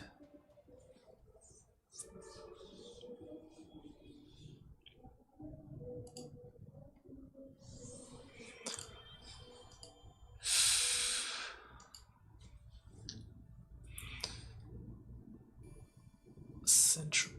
It's like a temporary place. Another fragment is about mesh.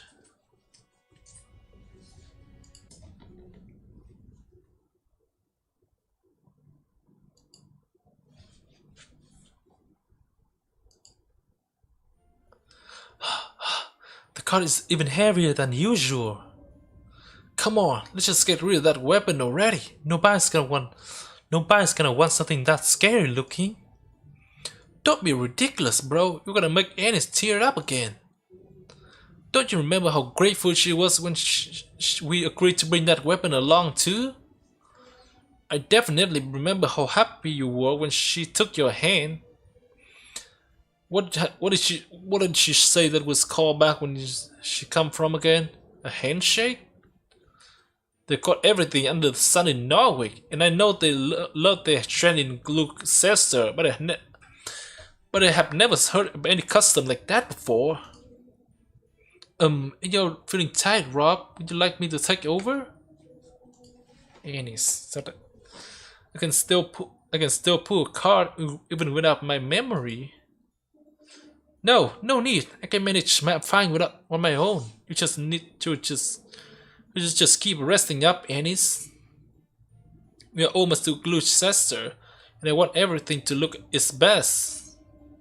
An amnesia girl and 3 stingy fairy peddler named Rob, Whack, and Winky. Together, these strange bedfellows made their way further and further north from the nameless wood. The peddler thought to sell the girl to a ranch along the way, but Rob, who hated wood rules, the head of the Fang clan, would have none of it. He insisted that anyone so violent didn't deserve a beauty like Annie's, and that was the end of that. Way to go, big bro. Well, this is the case of professional have standard, I guess. Oh my, wait. That's like the first time we see this face of her, like innocent, happiness. Oh wow, I can see a city up in the distance now. What is it? What is it like there, Winky? That's Gloucester, ain't it? Pretty impressive, right? It's a special place, even for Britain. It's an upper-class city run by the head of the Wing clan, Miriam the Adore. That's all about trend, brands, and joy. You can get anything you want there as long as you pay for it. Lovers, slaves, fairies, human, everything. Not as really my kind of place. All the fairies who settle down there are poser and trend followers. Most of the stuff there just gold-plated hung up dirt. Anyway, it's all shine, no substance. Really? But I thought you were really proud of your Gloucester knife. That's exactly because it's fake. A real knife that nice? I would be too afraid of breaking it to actually use it. Now I see. That does sound just like you, Winky. You don't like Gloucester, Winky? Then why you pick this road? I'm scared to know with Calamity too, but we still could have gone there instead. What are you, stupid? You can't use any eastern route at this time of the year. The rainy season just ended, so Drake's territory will be at its highest right now. Hell, I even hear that they still haven't even fixed the Norwich's bridges, so Gloucester is our only choice. Though believe me, I'm not happy about having to bow and scrape for that show of Miriam. You two really like this Miriam person, don't you? Well, where do you get that from? I just said I hated her, right? Oh, but you look so kind when you were talking about her. I'm almost a little jealous. Ha! Check it out, bro. Winky's so flustered she's coughing. Why so embarrassed, Winky? You ashamed of the truth or something? Shut up! It's not like that.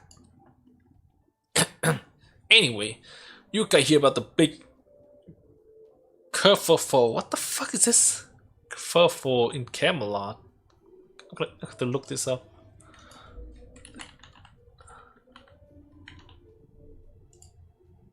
Kerfuffles. Kerfuffle. It's a weird word. They say an assassin snuck in about 10 days ago, tried to kill High Queen Morgan. Oh, yeah, I did. I heard they fought through a ton of soldiers all alone and made it all the way to the throne room. From what I heard, not even Lady Gawain or Lady Tristan could stop them. But Lady Lancelot flew in and beat the shit out of them, right? Yes, here's another tear. Apparently, they had a badass mid-air battle, but ultimately, the assassin got dropped in the pit. Whoa, Lady Lancelot really is something else, isn't she? Gawain, Tristan, Lancelot. What's up, Ennis? What's up, Ennis? You got motion sick or something? Hey, Rob, take it easy. The ride's too rocky for her. No, it's not that. I just have a little headache. When I heard those names, my chest got a little tight. Can I ask what kind of people these fairies are? Oh, right, she might have known some of the fairy knight herself. Probably better if you don't say anything here, Miss Anne. You mean you don't know, Ennis? Those are great fairy knight, the knight of the round table. There's Gawain, the most feared fairy knight of all Britons. Tristan, the most hated fairy knight in all Britons. And Lancelot, the most beautiful fairy knight of all Britain, not the strongest. That's the part. We couldn't do business without those three taking care of the moors for us. Well, not that Tristan ever does much to keep us safe. Hell, I'm more scared of her than I'm of moors. That's why I never go to New Darlington if I can help it. Whack, the younger brother smiled innocently. Oh, well, Rob and Winky were afraid that he might jog Annie's memories. Then, all of a sudden... Ah! Black dogs? This is all your fault, Whack, you idiot! This thing would be here you hadn't talked about Tristan. Just leave the cart and run for it, before they eat us alive! You too, Ennis, get away from them! I will hold them up as long as... She can fight without memory. I don't know why you're attacking us, but I'm not going to let you hurt anyone. You want to pick on somebody? Pick on me!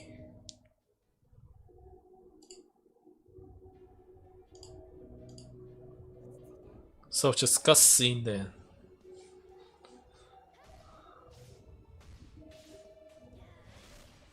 Damn! No, we wouldn't get that.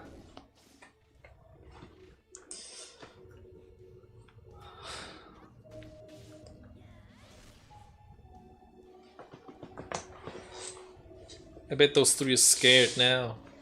Or maybe just still manipulate her.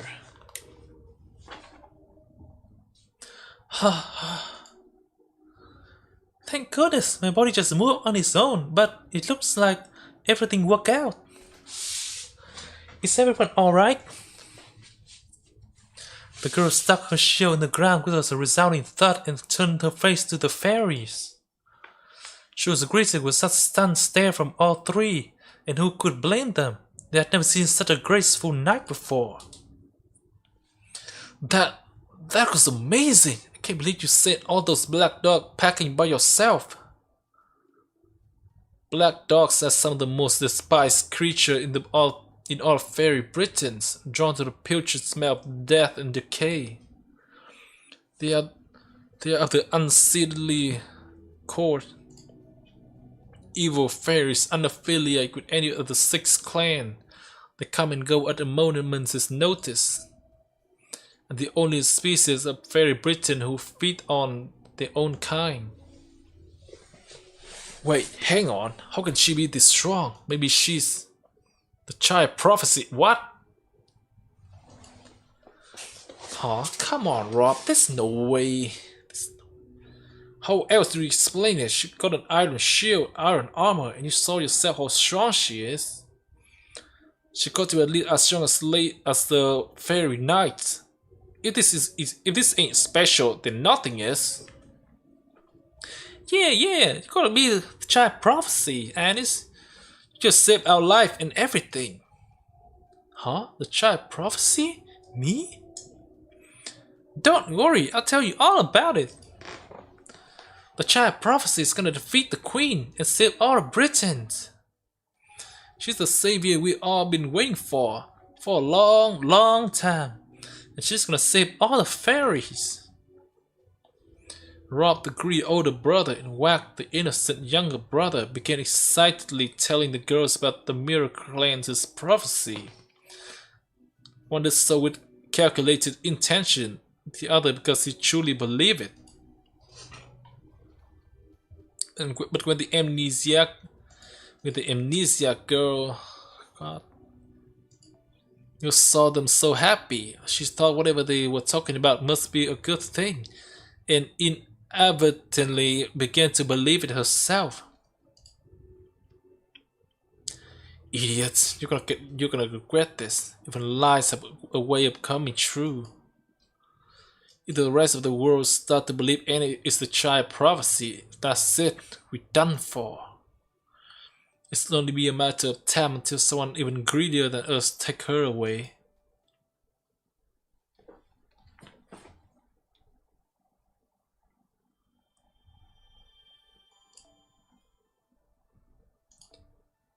Okay, who's this?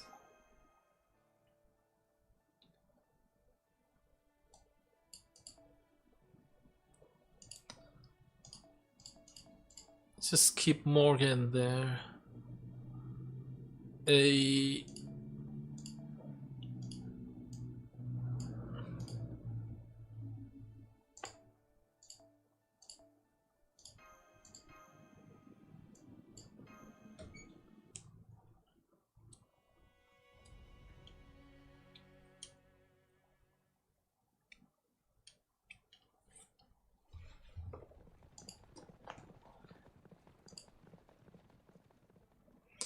I see. So Tristan stayed behind.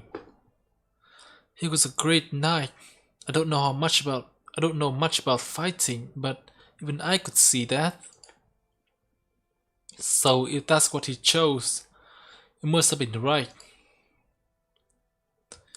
If only he was more capable, maybe he was still...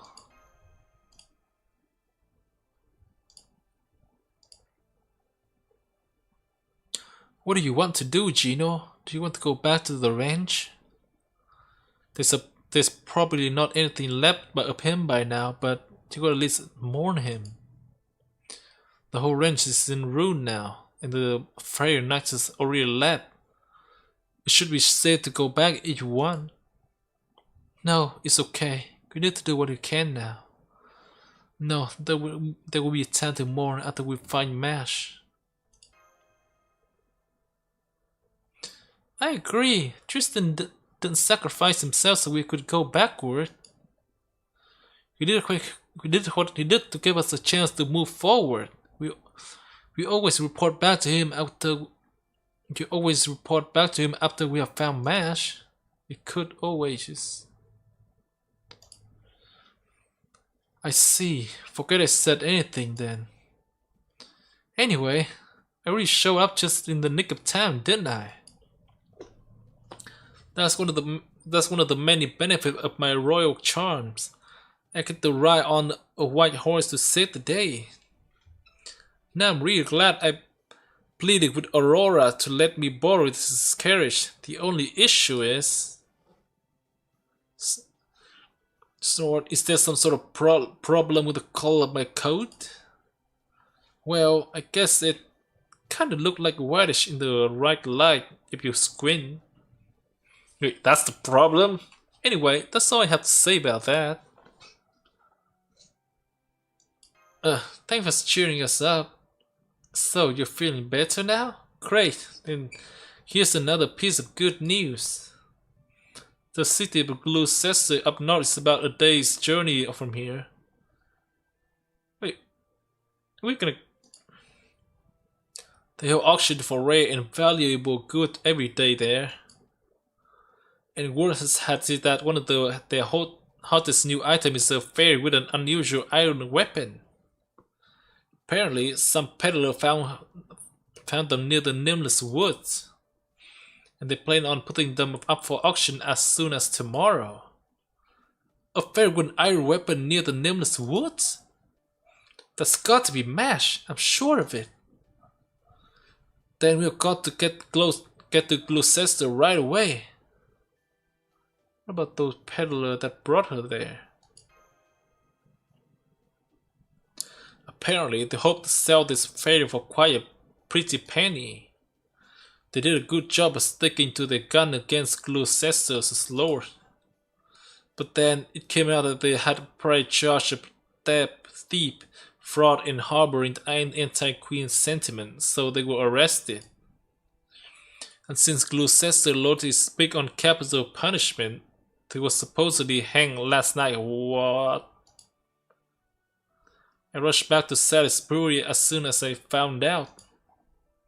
But when I heard you had already left, I got a bad feeling in the pit of my stomach. So I asked Aurora for a favor for the condition I would owe her one in return, and I got to the ranch as fast as the carriage could carry me. I see, so that's how you managed to get something so valuable. That was some very quick thinking. Thanks. Well, I would prefer to rest up in the autumn forest if we could. Time is money and all that.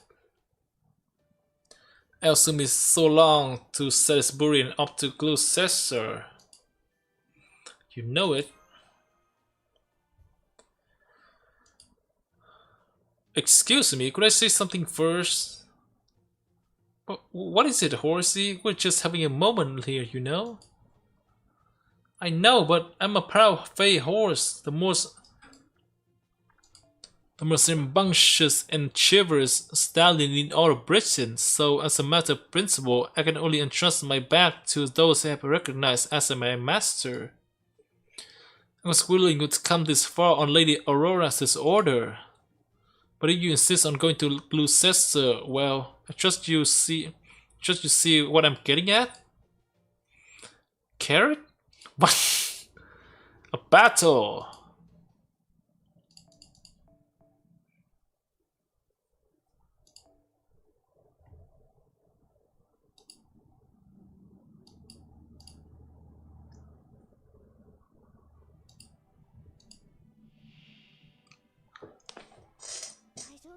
Red, is it like Red Rabbit? Fails.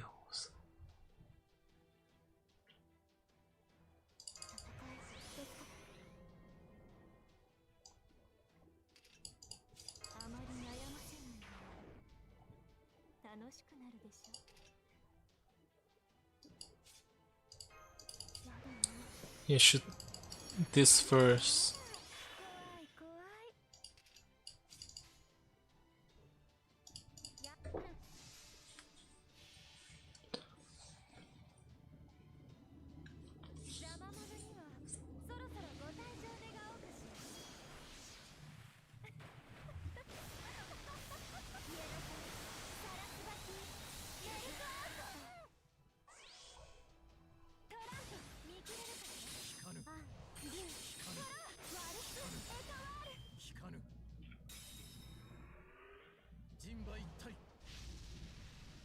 Wait, what?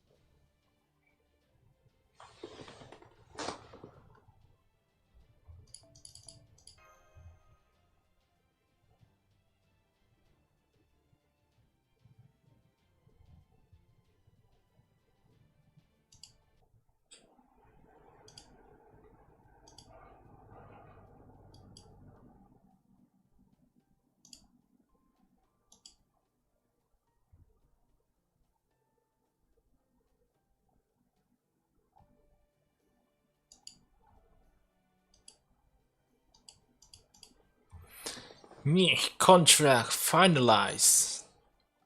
I'm amazed you took my secret technique in strike like that. You must be a fearsome warrior who has overcome all sort of harrowing ordeal. Very well, from now on, my legs are yours to command. As long as your path isn't unsavory, I'll take you wherever you wish to go. If this Fey Horde is the best she has to offer, maybe Aurora isn't as well liked as we thought. Oh, I wouldn't say that. This one is impressive in its own right.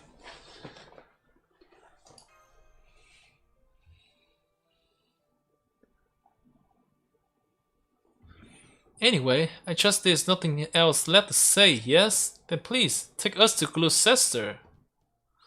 Oh, and don't forget to drive safely. You can handle a few bumps, but Gino, Ottoria, and Davichi are all very tired. Not to worry, I can assume you have never broken a speed limit in my entire life.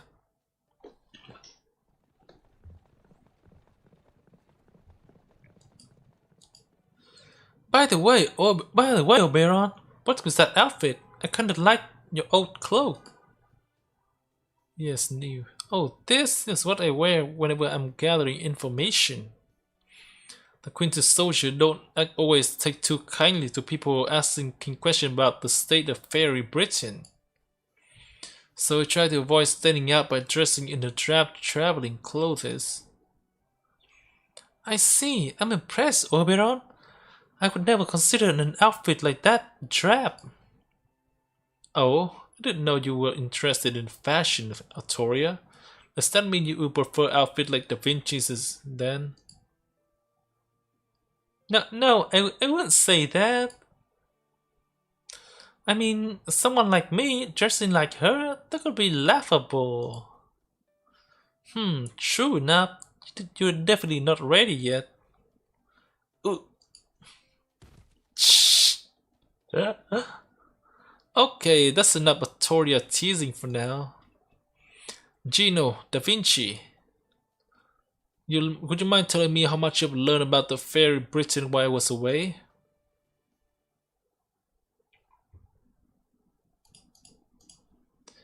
And that's about it. The regularly occurring calamities, the Moors, the fair who imitate human societies, the Salisbury rebel army, the Round Table army of Londinium, and the uh fairy night, three fairy night. I'm impressed. If you already know that much, then I only have one thing left to tell you. What's that? High Queen Morgan's objective.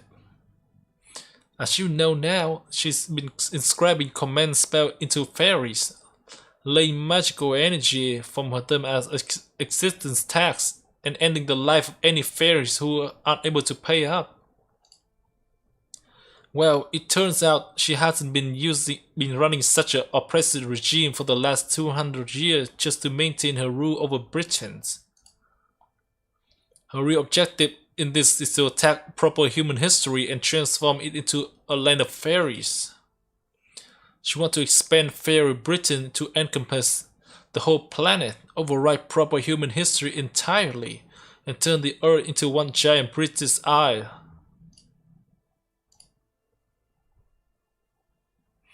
I know it's hard to believe, but it's true. It's why High Queen Morgan continues tormenting the fairies even to this day.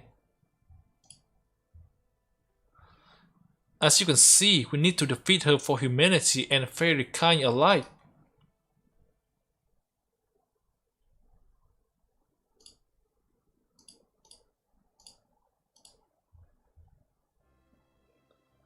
Oh, this is her throne room.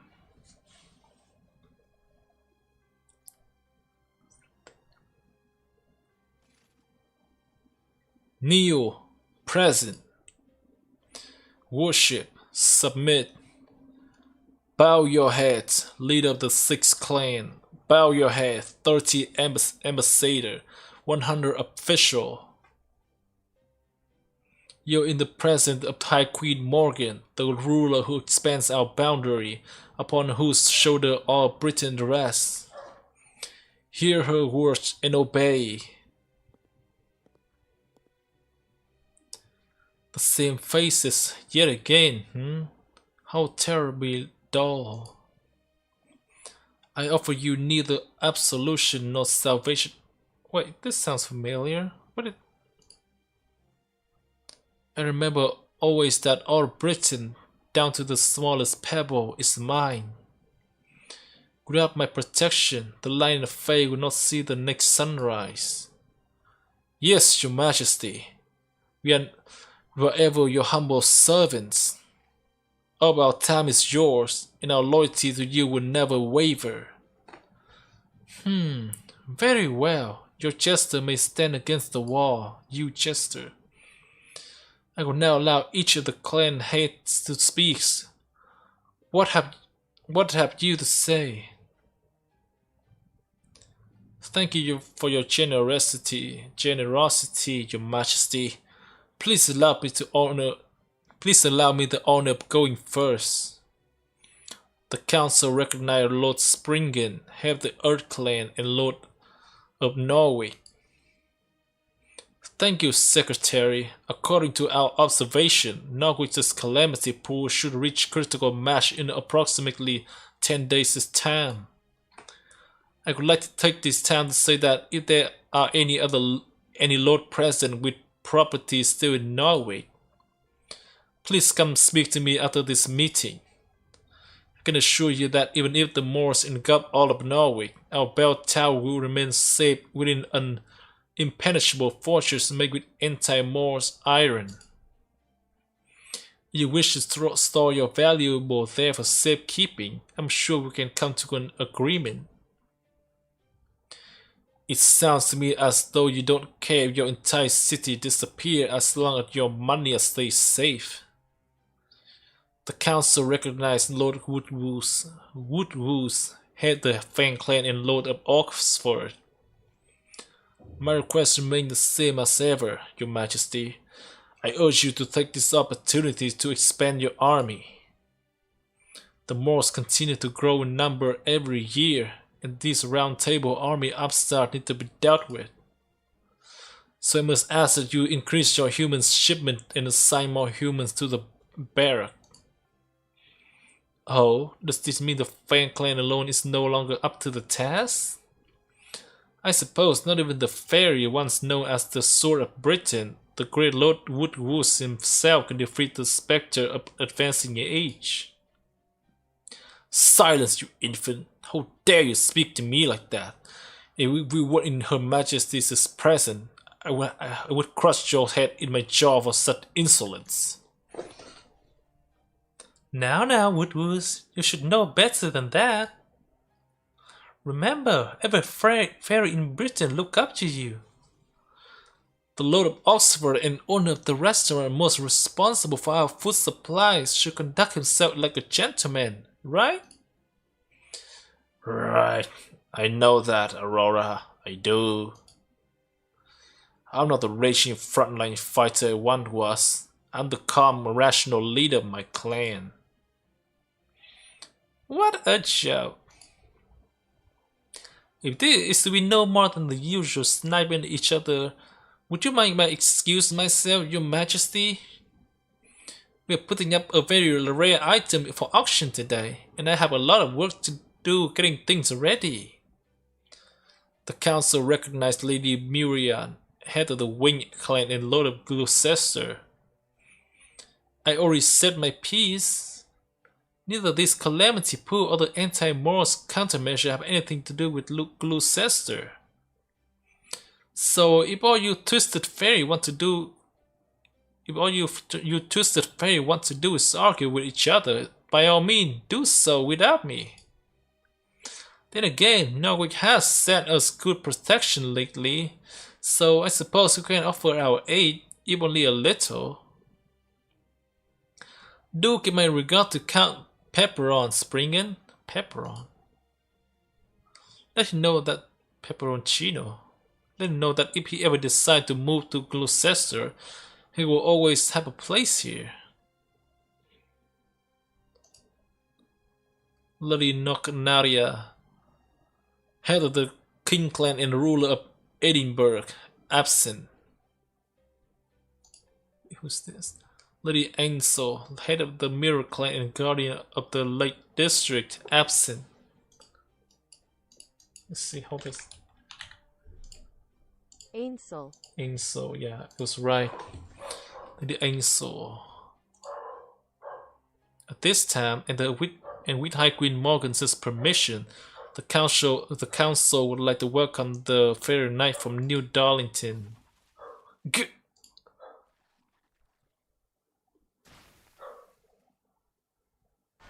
What the? Why? Who the hell do you think you are? You think your damn secretary has the right to say my name?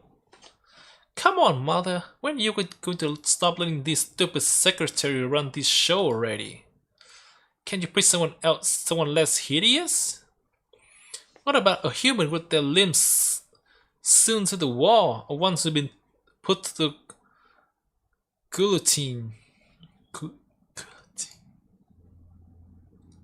I swear, mother, you're way too soft on fairies and human alike these days. Maybe you need more excitement.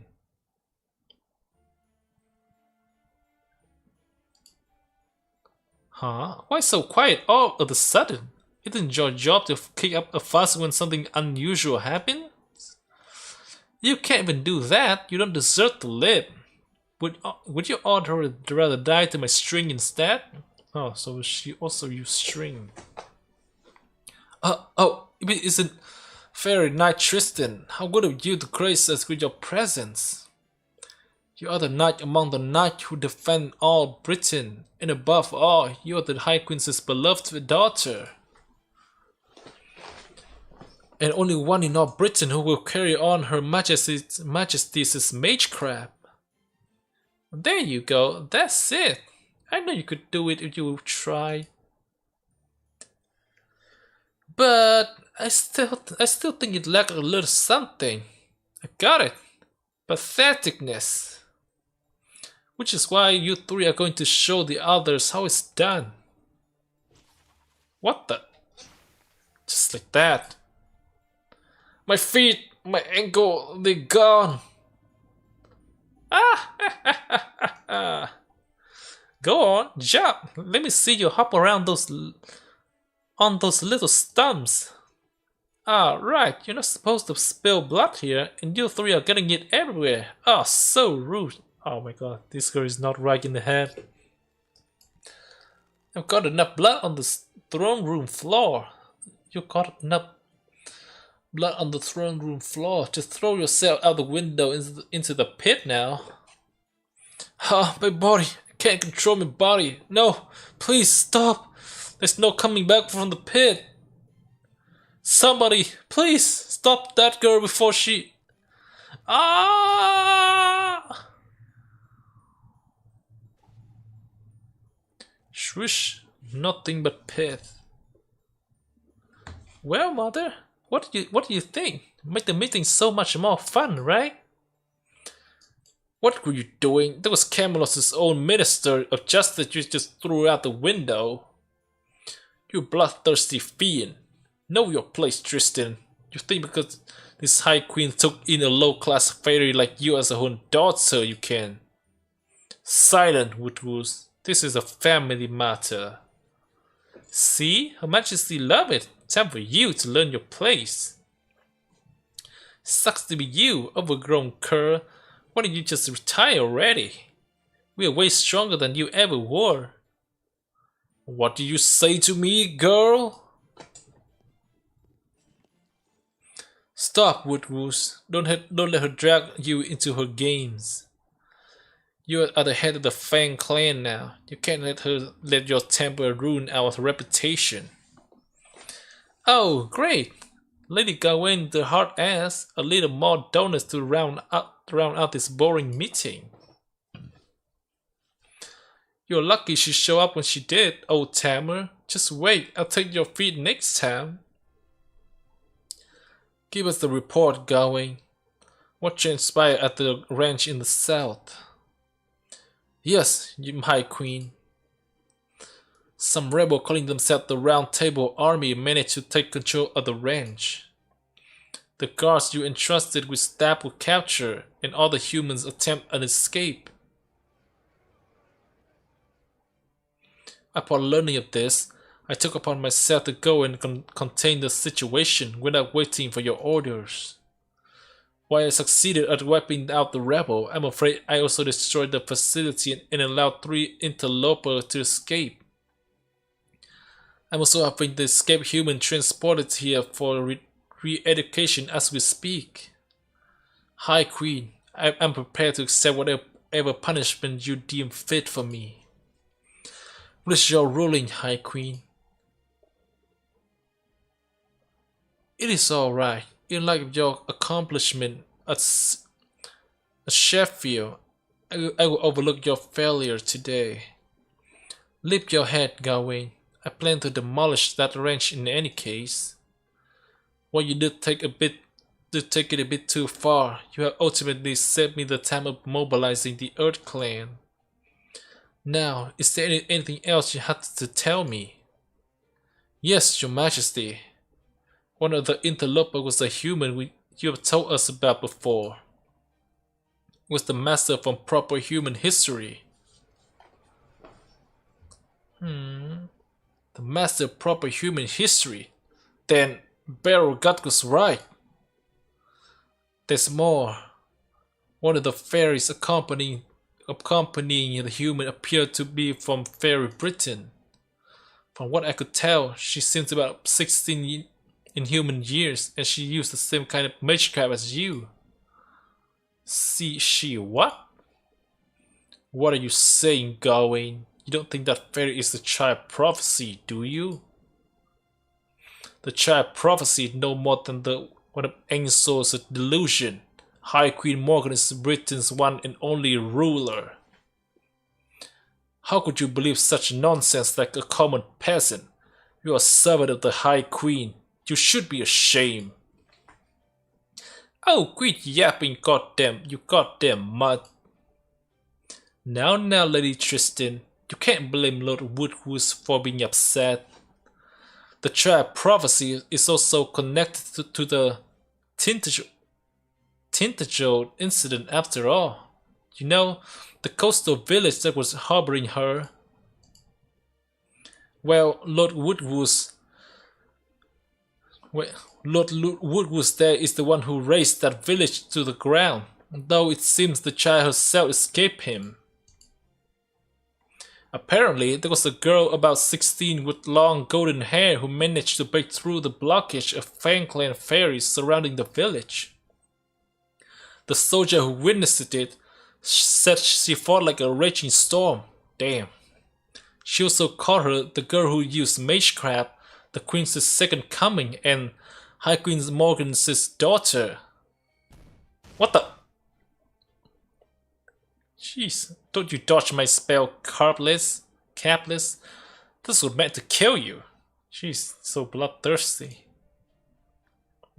That guy's like the head of the clan. You give no shit.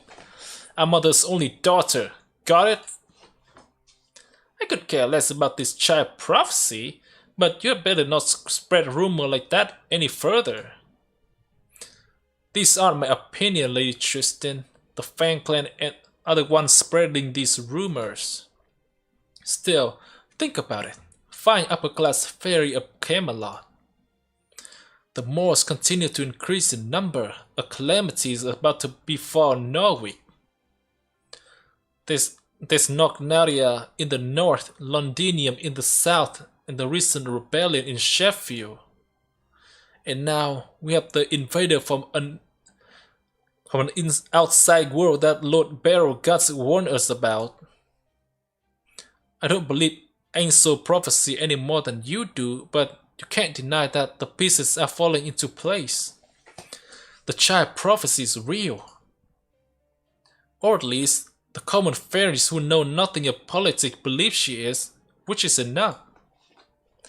There's no time for our clans to be fighting among ourselves. We must put our people's mind at ease. So I suggest we work together to do something about it, starting with the calamity pools at Norwich. What say you? You do have a point. Whether the child prophecy is real or not, we must do something about Norwich's calamity pool. High Queen Morgan, would you be willing to send your armies to Norwich to quell this disaster? I believe Lord Borget, ruler of Sheffield, made a similar request. I understand how you feel, Aurora. You can't send out Camelot's soldier. Why, I'm certain Her Majesty would make short work of the calamity. Sending them out would also leave Camelot vulnerable. Nocnaria is constantly on the lookout for any weakness she can exploit. You can't leave the castle unguarded. I agree. The way things are going now is going to be War of Spring and the War of Summer all over again. All this war will be fought between Her Majesty and Nocnaria, the self-proclaimed queen. We do have the upper hand over her forces, but only just. The War of Spring and Summer. You speak of the Fey era war between the North and South Fairy, yes? Indeed, the Northern Fairy have been claiming dominion over Britain for thousands of years. I thought they had settled down and agreed to submit to High Queen Morgan's rule, but it seems they are still up to their old tricks. Ah, how deplorable. Why can't they simply pledge their loyalty to our High Queen like we have done? Given the circumstances, I suppose this truly isn't the time to worry about Norwich. Though it pains me to say this as their lord, but I'm afraid I have no choice but to let my resident die in. Worry not, I will use the water mirror on Norwich. It will destroy the calamity along with most of Norwich, but the bell tower will remain intact. So long as the castle remains, it will fall to you to rebuild, Springen. It is time for you to demonstrate once again the skill that enabled you to take Norwich from its previous lord. Ah, that's why he doesn't give a shit. If that's your will, High Queen. Now, how much can I expect in the way of financial aid? Yeah, this motherfucker just only cares about himself. I will give you 1/3 of the flotsam wasting away in the West Treasury. Yeah, I guess she doesn't have need for those treasuries. Yeah, it's foreign. What is this? How did he say this? Well, detritus. What does it even mean? That is this foreign detritus that drifted here from proper human history. But you could ask for no greater reward, could you? Oh, that sounds wonderful, Your Majesty. Thank you. But what about the resident of Norwich? None will survive this. Isn't there anything you can do to make them evacuate, Springen? Oh, I've been urging you to evacuate for some time now, but they all refuse to leave. They are either too attached to the land, or they love their jobs, or they don't think the threat is real, or they think the child prophecy will save them, or some combination thereof. As great as my clan can be, I'll be the first to admit they can also be a bunch of hard-headed fools. Having said that, where would you propose they go? Salisbury? The Wind Cleanses city? You know just as well as I do how poorly the Earth and Wind Clan get along. It's a problem not even the High Queen herself has been able to solve. It's rare that things like this wrap up with a nice little bow. So no, I'm afraid Norwich is a lost cause. Oh wait, is that Barrel? When do they come down to my place? We'd be happy to take in any poor refugee looking for a new home. That's just the kind of place New Darlington is. Ain't that right, Lady Spino? Wait, Spinal? Right you up, Red Barrel. I didn't know you were listening in on this boring old meeting. What is the thing like spike around in his silhouette? Now, my fair lady, don't be like that. There's nothing boring about it. Wait, also, he's still just chilling here. I thought like Morgan shot the Rongo Minia at him in Lostbelt 5. These clans have agreed to put aside their many differences and focus on what's best for Britain's future, you know? You wouldn't find more entertaining show anywhere in the country. Not that you'll find any show in this country either. Not that you'll find any other show in this country either, but still.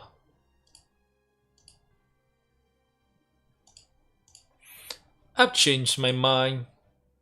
Lady Aurora, let's arrange a time to discuss a particular of evacuating Norwich's resident to Salisbury once this meeting is concluded.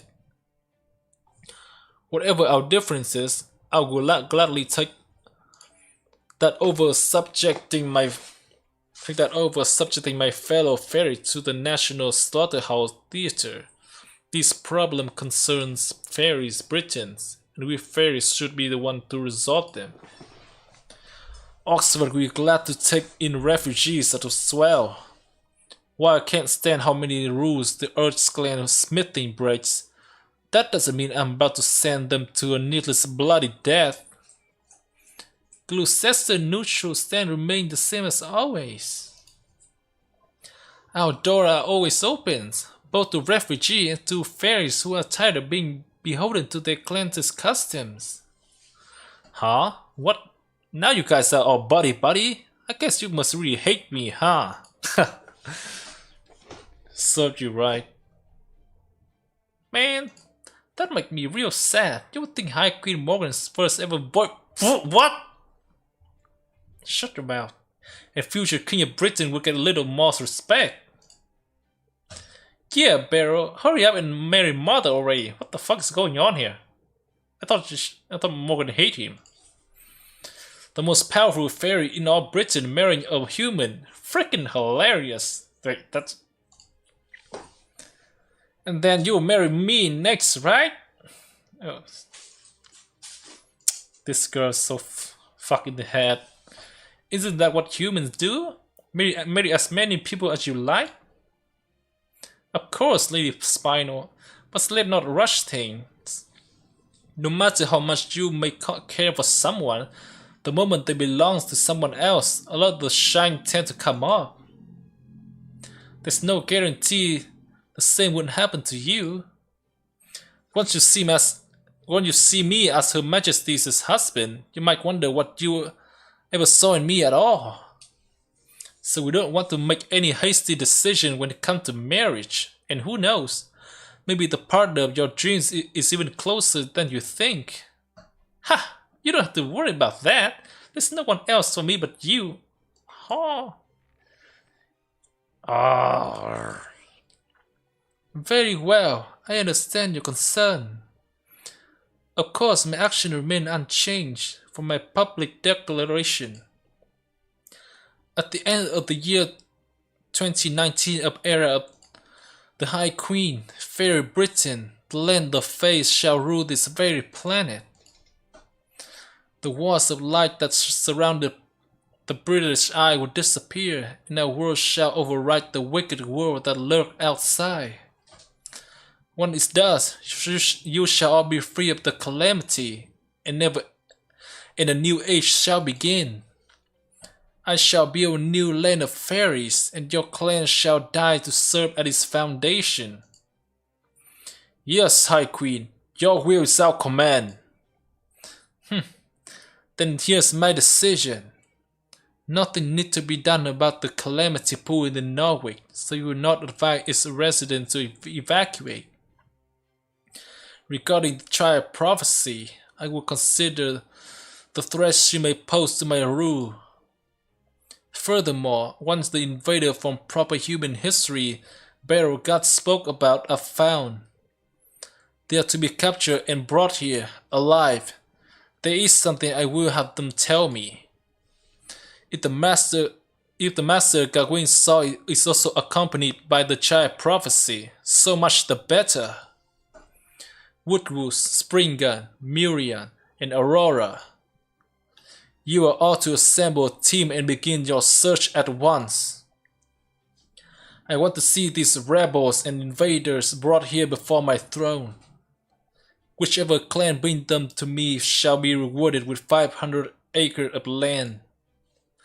This meeting is now concluded. Clan heads, you are dismissed. Ooh, that's quite long.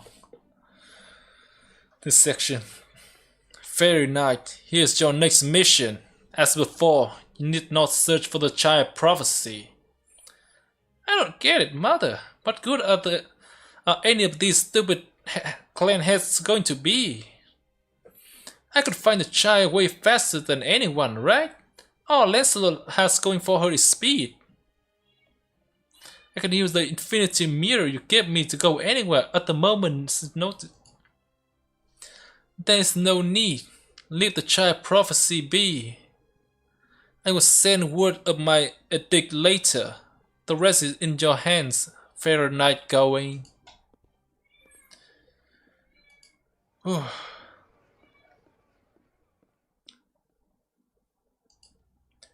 You heard Her Majesty, Tristan. Could you not behave yourself even for a moment? You do know the reason she was so strict with you is because the clan heads were here, yes? She may be our all-powerful High Queen, but she still needs to keep up appearances. She can't treat you like her daughter at a council meeting, and then there's your attitude toward Beryl. How do you think it looks for the Queen daughter to be so intimate with a human man, and the High Queen's own lover that, wait, so it really is her lover? What is... Have you ever considered the kind of pressure she faced? The kind of things people say about you? Your own moral as a knight? Ah, just shut up, you big dumb bitch. Who the hell do you think you are, lecturing me? I don't know how you will have time to worry about my rap, seeing how you're always on the lookout for your next literal romantic snap. How many love have you had this year anyway? Ah, so she's interested in the romance as well, huh? Wait, Susan, for such a big gal, you're sure good at bed hopping, aren't you? Jeez. Oh, maybe you could give up some pointer about romance sometime. I guess since you literally dig into tower. Oh, what the hell? I guess since you literally dig into your lover right after you've got them in bed, it's probably a matter of filling your stomach than your heart, huh? What did you just say? Just kidding. Come on, don't look at me like that. I understand, really. Jeez, these two do not get along. I'm totally aware that your romances are always sincere. I mean, you're so awkward. You could two-time someone if you tried, right? You know what they call you, right? Gawain the many love. Gawain the big eater. Gosh, you poor thing. Nobody understands you, do they? They have no idea you only jump into bed with those who you really genuinely love. I'm going back to the castle. You stay on standby until further notice. Yeah, interesting character there.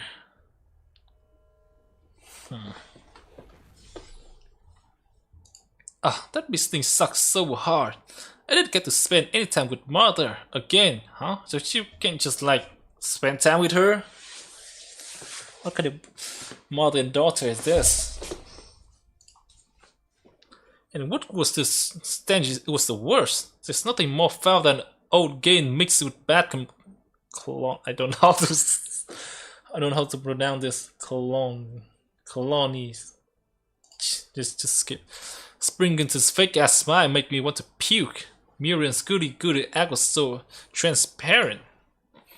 And Alright was the worst of all. Wish I had a good excuse to rip her to pieces. Man, I hope she sleep up soon. If she would just act against Mother, I could wipe her and her stupid Salisbury out all at once. Hey, are you even listening to me, Barrel? Huh. He's not here? He was right by the mirror a moment ago. Wait, what's that sound? Like people, a lot of... Huh. Oh, I see. He must be down at the theater. They're doing a show with those humans we captured. So they make the humans fight each other, and the last one standing get the lip. What do you call it again? Gladiatorial games? I used to think it was a pain in the ass, but it's actually pretty fun. Especially the very last part, when you tell them the champion get to go free and stuff. Yeah, but do they really? Idiots? I didn't any of that would ever happen. I knew it. That's a classic move. Dick move, yeah. But it's classic. Humans really can be so entertaining. Then again, I guess this really isn't the time to be laughing. I know what Mother said, but I can't just let this go. Who does this child prophecy think she is anyway? Everyone know I'm the only one who used magecraft beside Mother. She's only got one daughter, and it's me. No way I can let it trash like that live. This is pissing me off.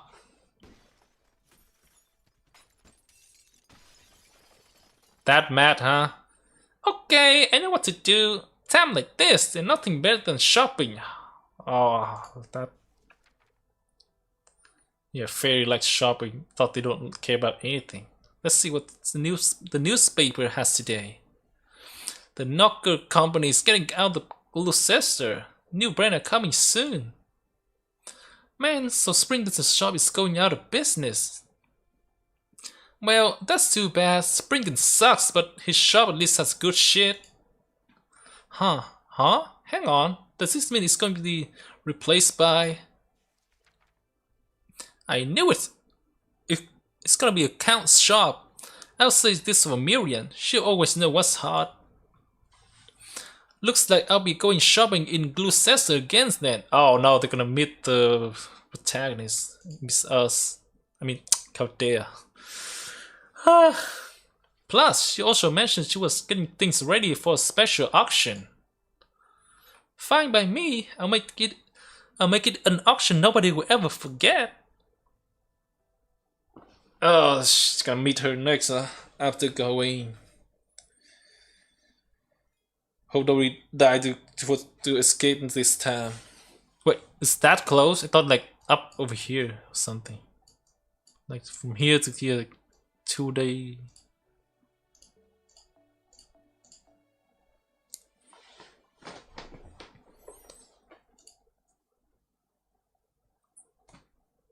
Oh, she's almost midnight. Still, it feels like I can still keep going. The story's long, so just gonna read for a little bit longer. Look, Gino, you can see the city out the distance now. It might have taken us a whole day, but we're almost to the Gloucester. Yep, and now that we're here, we shouldn't have to worry about the Queen's soldier coming after us for a while. Gloucester belongs to Miriam, the head of the Wing clan, and fighting is against the law here. Wait, I forgot to change the voice of Oberon. What's the voice? She doesn't big fight with any other clans, and she's not completely under Morgan's thumb either.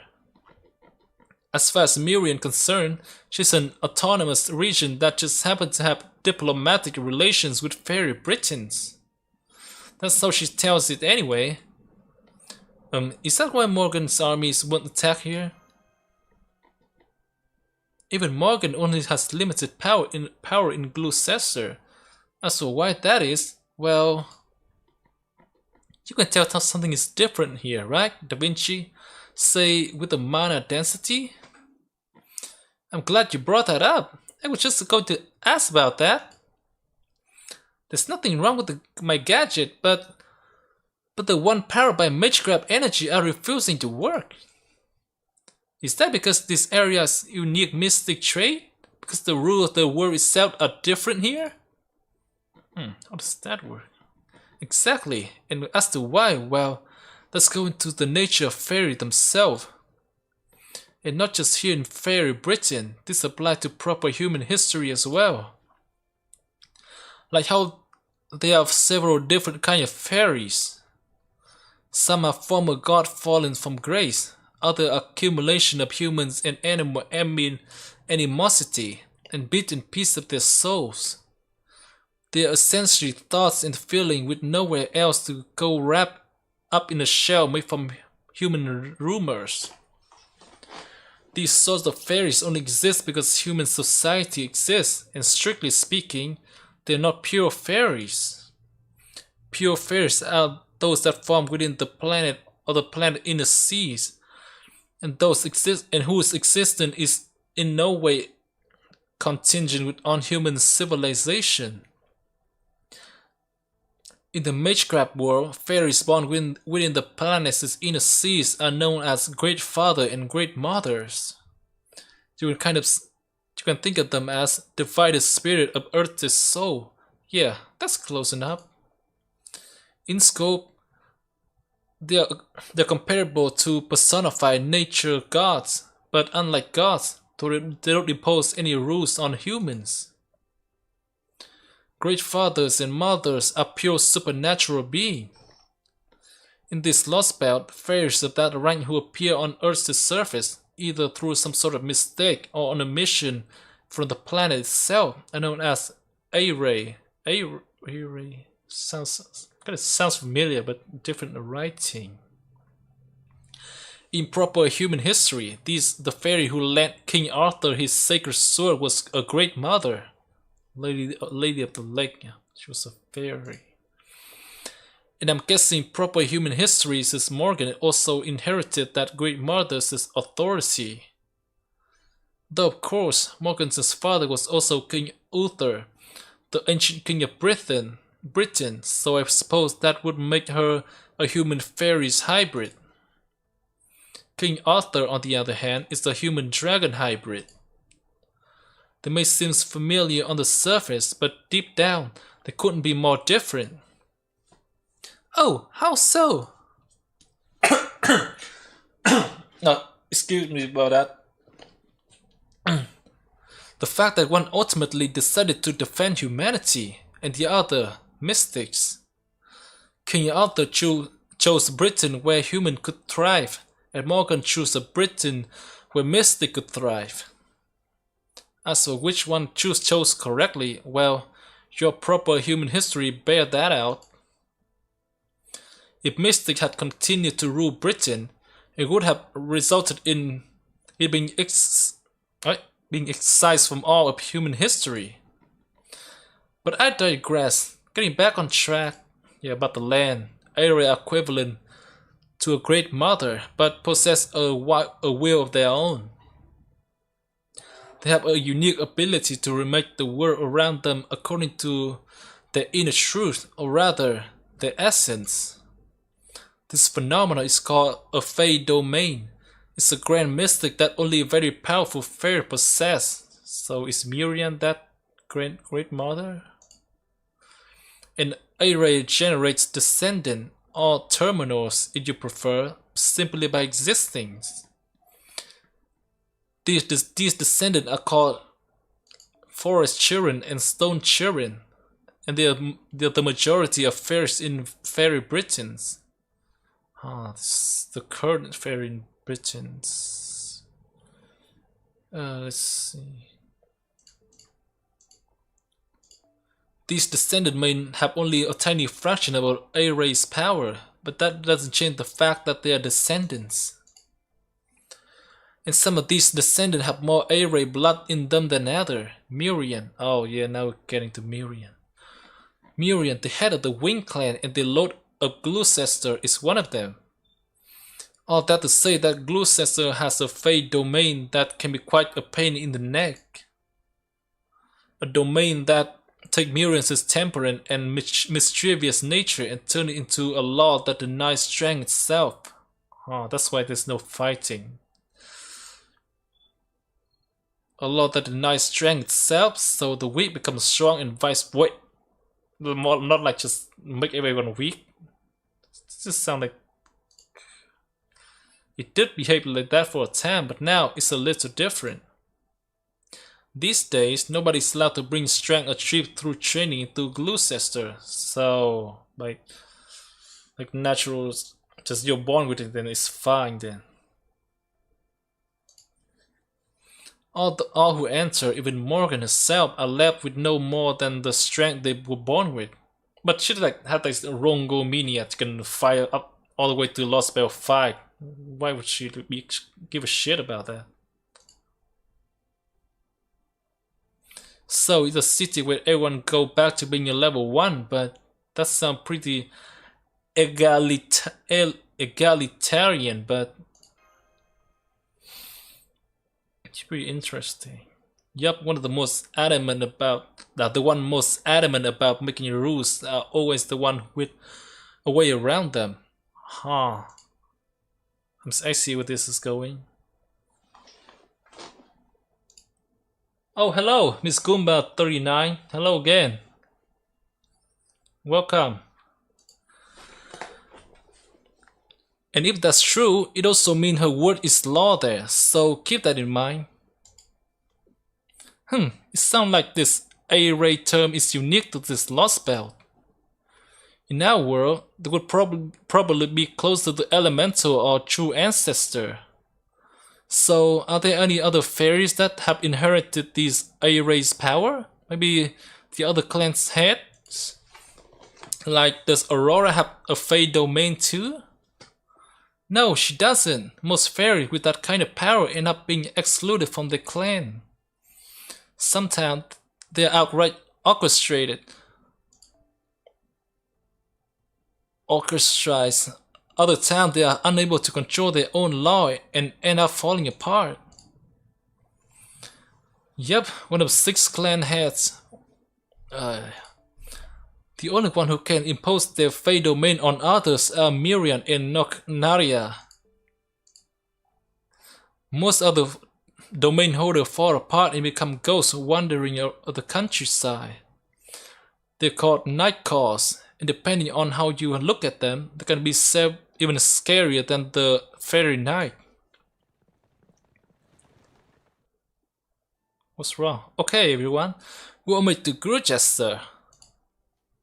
I know this is a surprise, but I'm actually a member of the Fang clan, so I would rather not go inside back and help it. Yeah, just an animal should be the Fang clan. Why is this a surprise? I'll be camping out here while you do your business, so just call for me when you're ready to leave. And just so there's no misunderstanding, let me be perfectly clear. Despite how I look, I'm not a wind fairy, I'm a fang fairy. I'm sure you must be shocked, but it's true. Yeah, I had no idea. Whatever you say, buddy. Yes. Just like a red hair. Okay, let's split up. I'll go with Da Vinci, and Gino will go with Autoria. The auction will be held at night, so kill the time however you like. Oh, it's back to this. Anything goes in Gloucester, so you will find a lot of fairies living out there. You still have that money you earned in Salisbury, right? Well, you can use it here too, so don't be afraid to cut loose. Don't worry, just think of it as a date, and it'll be nighttime in no time. So, how about you, Da Vinci? Is there anywhere you would like to go? We could go to a cafe, but personally,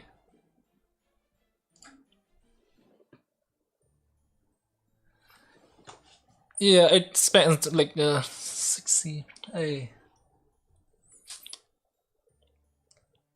I just spent 20 multi as a title set. Yeah, I didn't get her either. Like, not even a 4-star.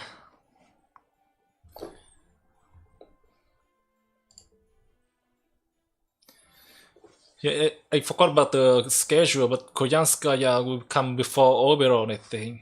Yeah, that's but I think she will have a banner later. Yeah, it's pretty hard. Have to save for Oberon.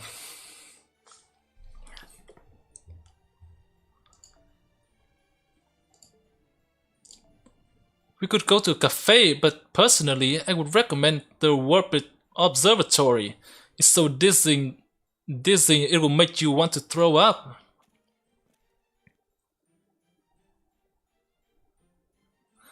Oh, for he's already headed there.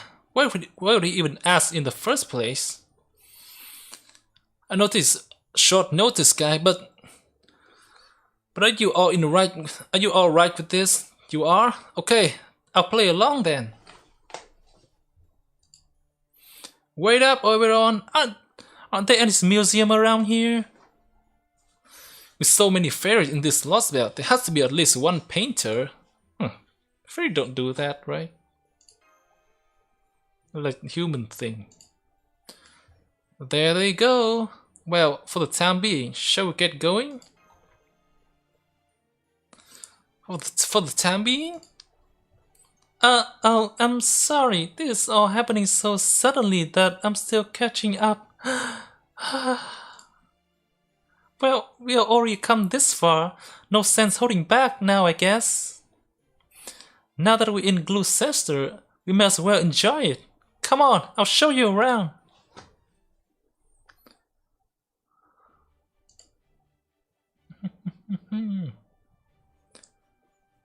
Whoa, so this is Gloucester. There's so many things that seems vaguely off here. That is... Can I just... It's very strange, isn't it? I felt the same the first time I came here too. I can't see the background. She's still there.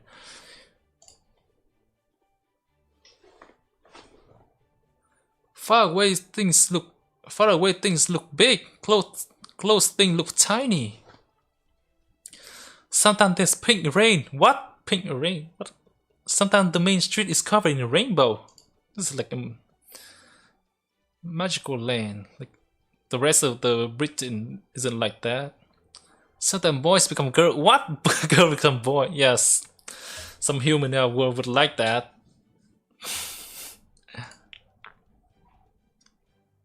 Basically, it's a world with constant change. The last time I came here, I got 0 out of 10 in Princess Pagan. Come on! The judge doesn't have no taste.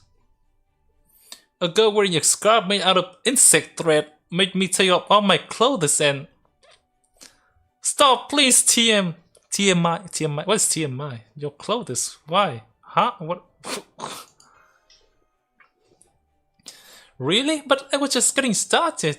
Well, you doesn't look like you want to talk about it though.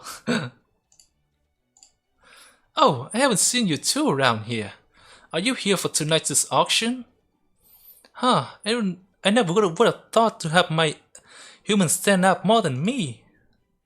You know, possessions that make people envious are all at the rate in Gloucester right now. Oh, too much information. Oh, thank you. Yeah. Oh, stop. Oh, yeah, right. Is that why you make yourself look so plain? So you could dress up in your human instead? It's brilliant. I'll just try it myself. She's making that face again. I think I'm starting to see what the deal is.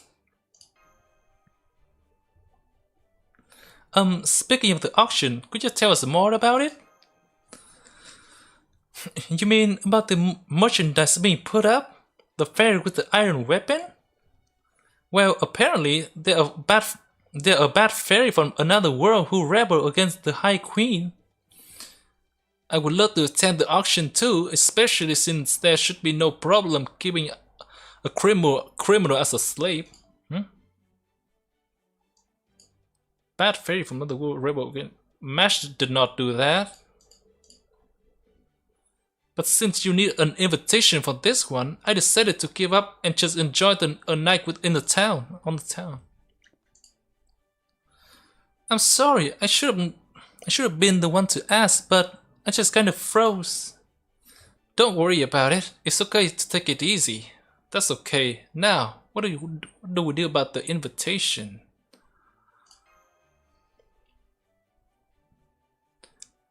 You're right. I guess it was more tense than I realized.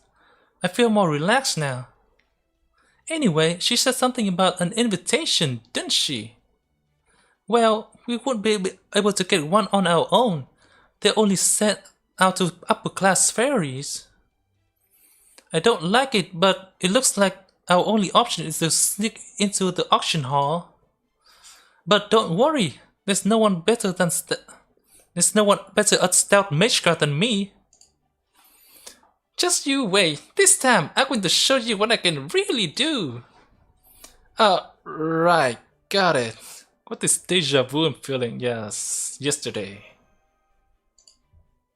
Help! Is anybody there? My pet might just escape from their cage. I promise I will make it worth your while. You can catch them. Just please help me. Huh? It looks like there's a bunch of tiny creatures running toward us. What do you think we should do, Gino? Let's catch them. This is straight out of Straw Millionaire. I'm not familiar with this. Oh, right. He's still getting his bearing here, isn't he? Oh well, nothing to be done now. Sorry, just thinking out loud. Okay, let's get this battle started. I'm pretty sure you're going to regret this, but at least it'll be a good lesson. Huh? Wait, what is she talking about? Oh, I'm just gonna use this. Wait, power down. Yeah, this should work.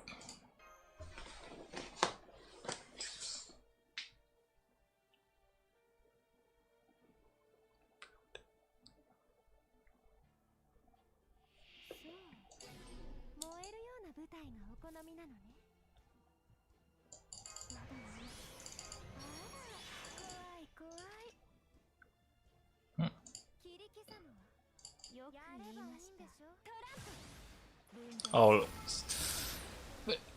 the pound down is a bit much. Didn't take that into account.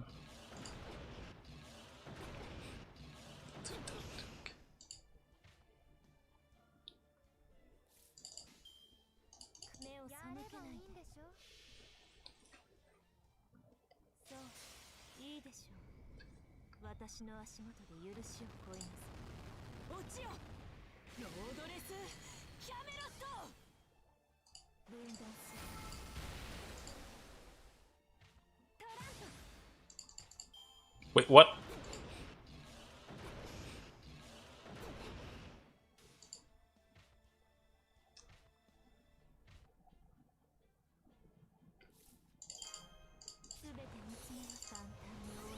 Oh, I have just enough. Wait. I forgot. She's not a skill on level 10.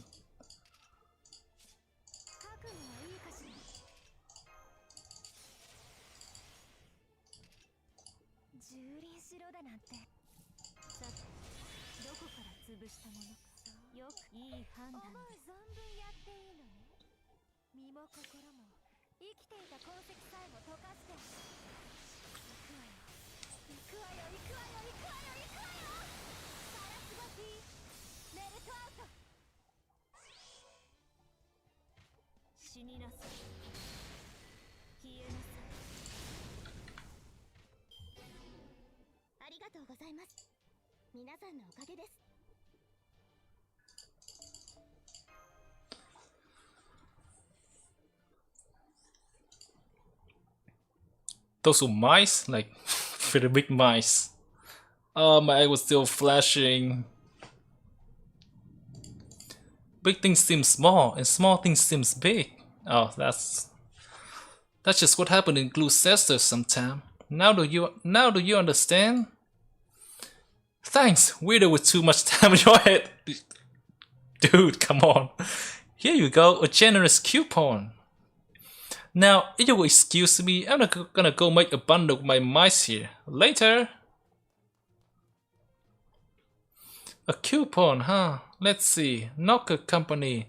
Surprise and security. Oh wow, it's for S&C. Do you know it? Springer and Capless, I mean... It's Fairy Britain's very first department store. Grandpa told me about it. This is great, and look, according to the map, it's not far from here. Come on, Gino, let's go check it out. What's wrong? Looks like it's already gone out of business. Oh, some generous coupon this turned out to be.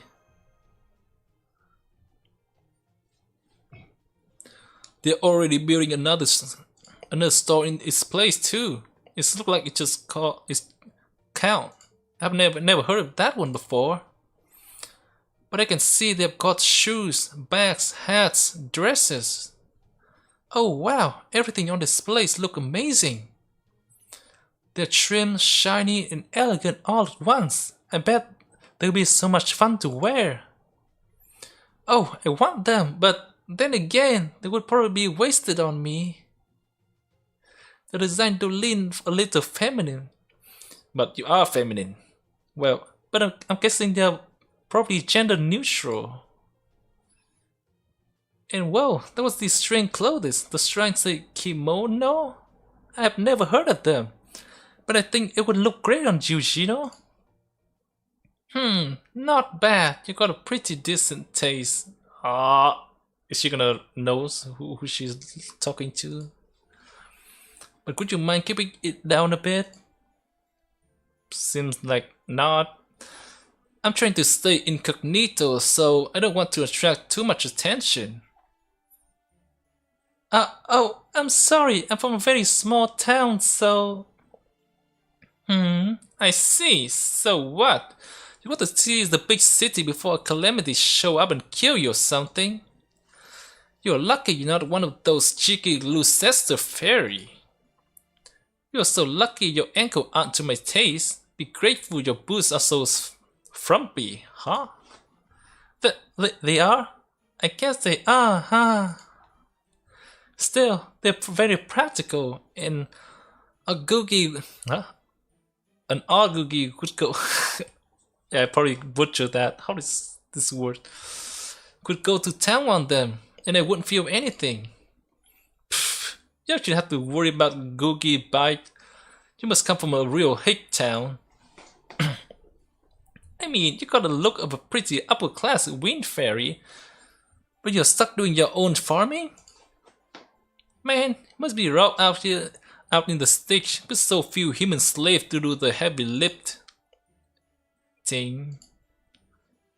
This is weird, really weird. I don't think this conversation is weird. Don't you think this conversation is weird? She's really staring at me. Oh crap, she's pretty suspect something. No, I don't think so. It's just neither Gino or I are used to dealing with city fairies, so... Not used to them, huh? I see. That's why you are not scared of me. It feels like they're more to it than that, though. That's strange. How come I'm not pissed off? I usually have hit every fairy I met. Oh well, I guess that's just how some days go. Plus, there's an auction coming up. This our chance? Oh, you're interested in the auction. Do you actually have an invitation? Oh, well... We actually came here for the auction, but we didn't know that we need an invitation to get in. I see, an invitation, huh? You know, I do have an extra one. Helping your enemy. But I would sooner feed it to a goat than give it to you. Ah, that's it. Finally, an expression that suits you. It's about time you learn your place, you uppity hick. Trust me, a girl like you, at least 100 years too young for the auction house. Come back when you're at least a little more grown up. Oh wait, that's right. Low-class free like you don't even live for 100 years, do you? Guess you would just have to make the most of your life in the dirt with the googie while it lasts then. Ah, she was quite the fairy, wasn't she? You know, as rude as she was, it kind of seems like, like we were actually good friends. Yes, sorta, but not exactly. Maybe you're right. She's honestly didn't seem like such a bad fairy to me either.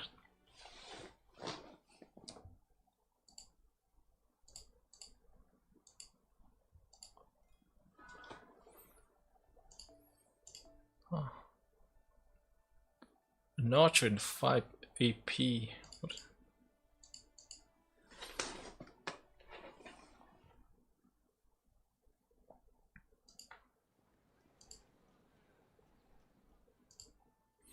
An invitation? Of course I already got one. What about it? She just told us. Got worry of nothing. Nice. Should have known you would have everything covered, Oberon. Guess you would just have to unveil your great magecraft another time, Artoria. Unfortunately, we weren't able to procure any formal dress, but since Oberon is so dazzling, I think we should be able to get in as part of his entourage. Entourage? Of course, Miriam is something of a friend of mine. Yeah, he has a big very good connection, it seems. And a lot of depth. We will have some of the best seats in the house.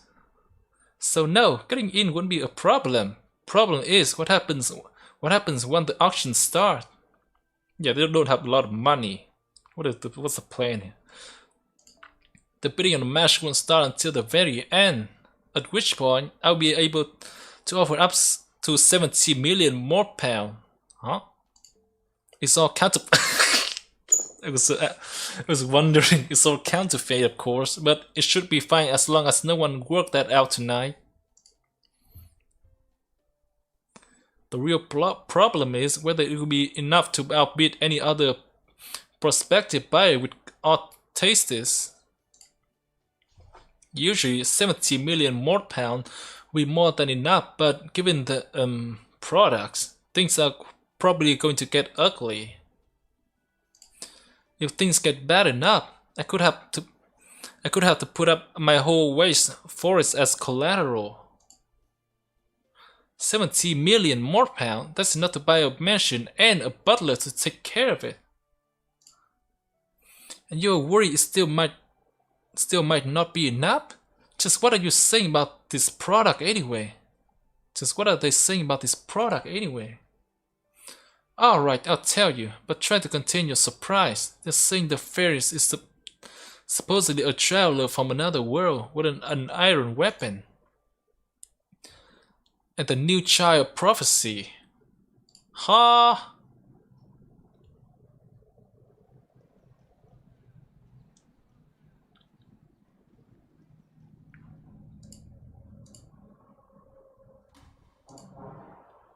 What's the auction hall? Good evening, lady and gentle fairies. Welcome to Gloucester Auction House.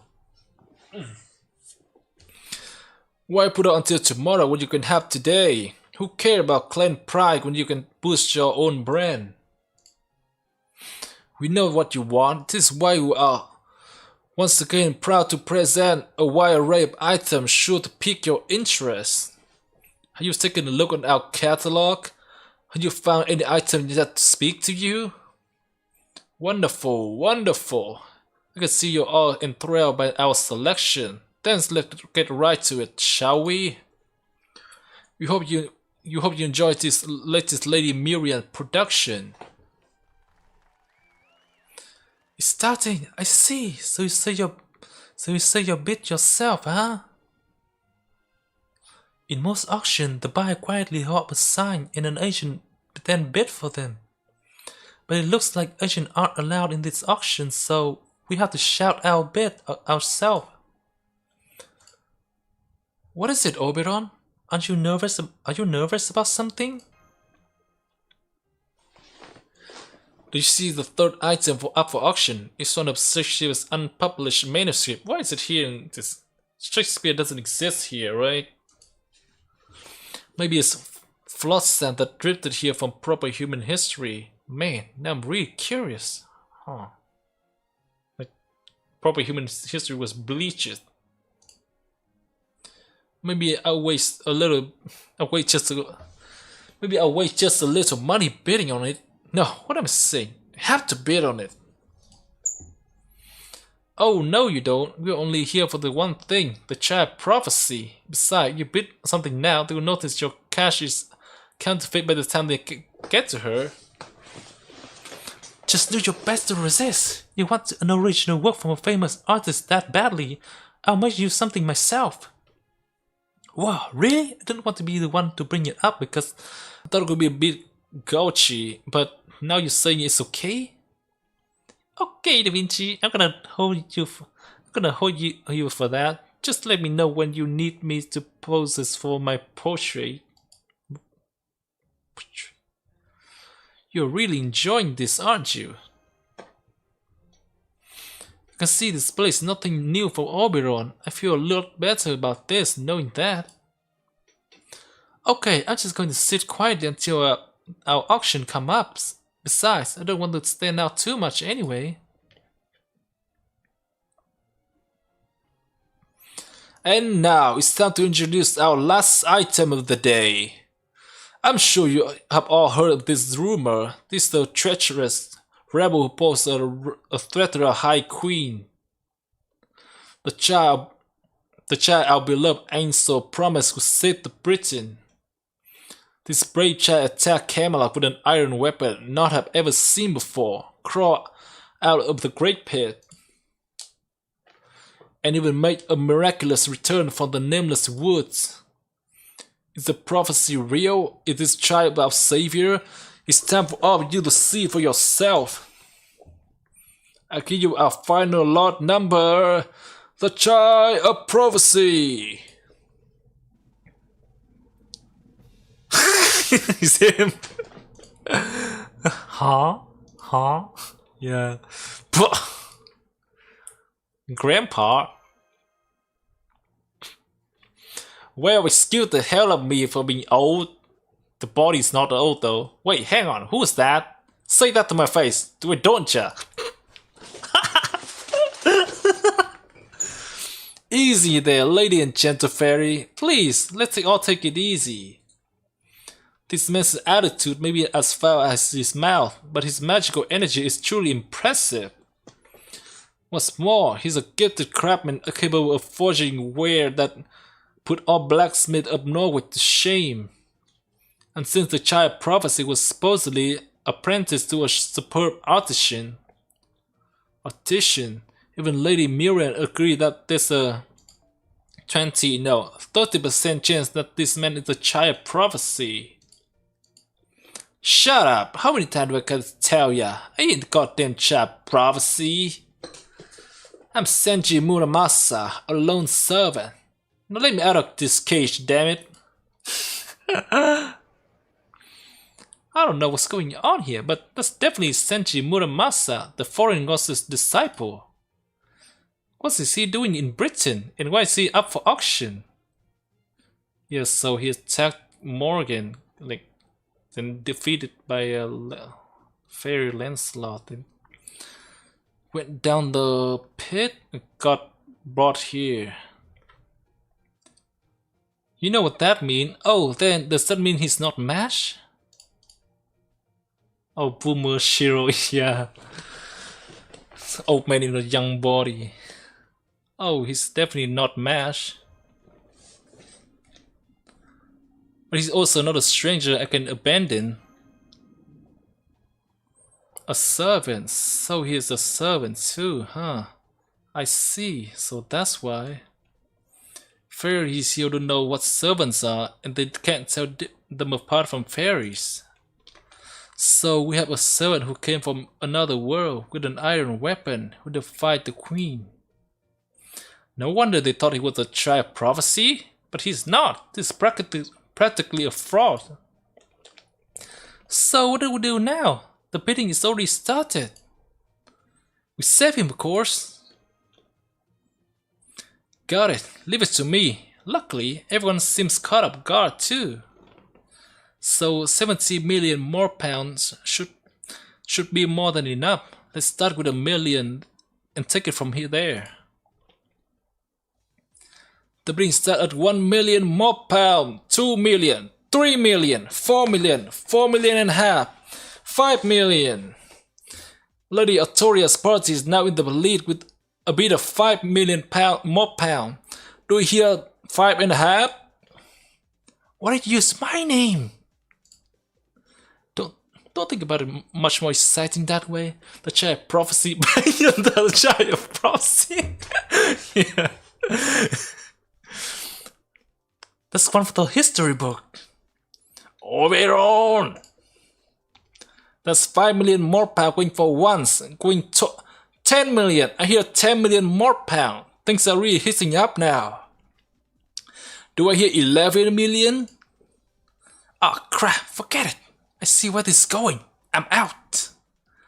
20 million. I bid 20 million more pound. Oh, enough of this. Set. Just go all out. 70 million. What are you doing, Artoria? You don't just lay all your cards on the table at once in a bidding war. Artoria is definitely not one to hold back. That might not have been a great move. 70 million. I hear 70 million more pounds. So to the party of 100 million more pounds.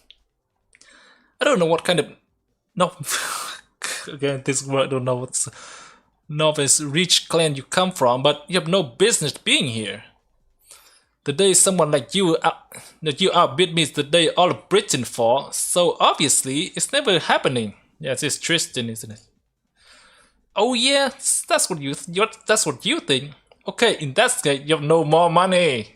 It's all fake though, but bid 100 million and 1 million more pound with Oberon sustained at collateral. Ah, he's screwed.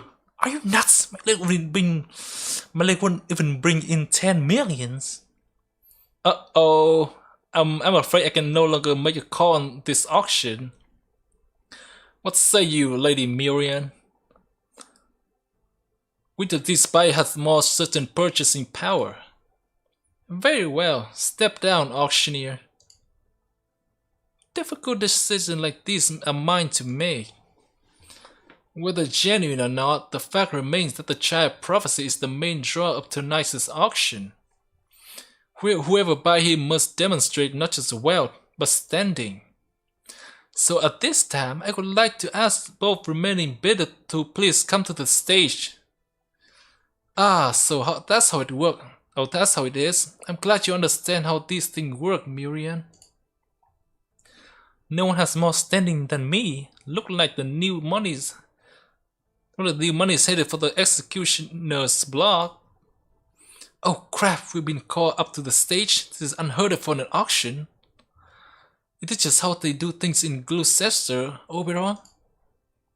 No, I've never heard of anything like this before either. Damn it, Miriam, what are you up to? Artoria, I'm sure this is some kind of trap. It's better if you just stay in your seat. If you go up on the stage, you're going to regret. What is Artoria JMT? She already went. I'm afraid you're too late, Oberon. She's already took Geno's hand and wait, why did you take me too? And headed for the stage. Damn it, why does she have to pick now all the time to develop an impulsive streak?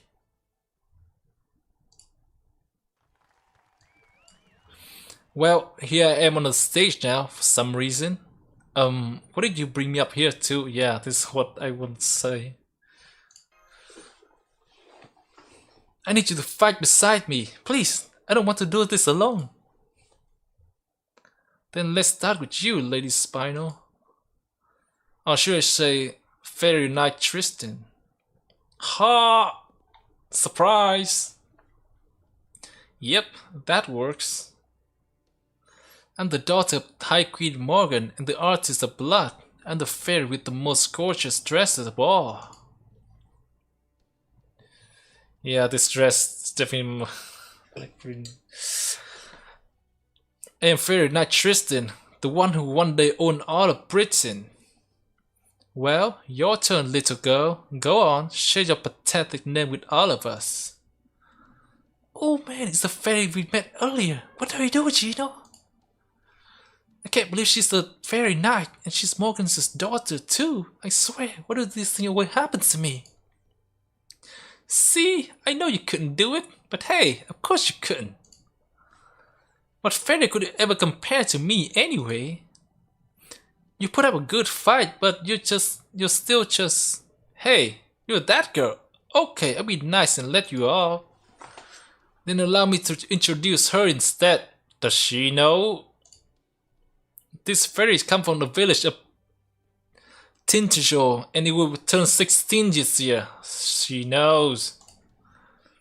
This miraculous child will Magecraft she taught herself, just like our queen did, and she also managed to slip a dragnet laid by Woodgoose himself. Please, take a good look, everyone. That's the staff of selection she holds in her hand. Her name is Atoria, and she's a genuine child of prophecy. So she knew Muriel must have the child of prophecy, and this is a scam, maybe a trap. What's more, the attendant beside her is a visitor from the outside world. How does she know all of these? He's the traveling star who will guide the child of prophecy, the other light that will save Britain. His name is Gino, and he's the last human and master from proper human history. What? She know about Gino too? No violence, please. Lady Tristan, the bidding is not over. Now that you're both here on the stage, you both have an obligation to try and complete your bids. But unfortunately, Fairy Knight Tristan and Atoria, the child of prophecy, you're equally matched. Neither of you has an edge over the other in wealth or standing, so this can't be the determining factor here. You think she and I are equally matched? What are you, blind and stupid? I outclass her in every conceivable way. Strength, beauty, elegance, it's not even a contest. What say you to that, visitor from another world?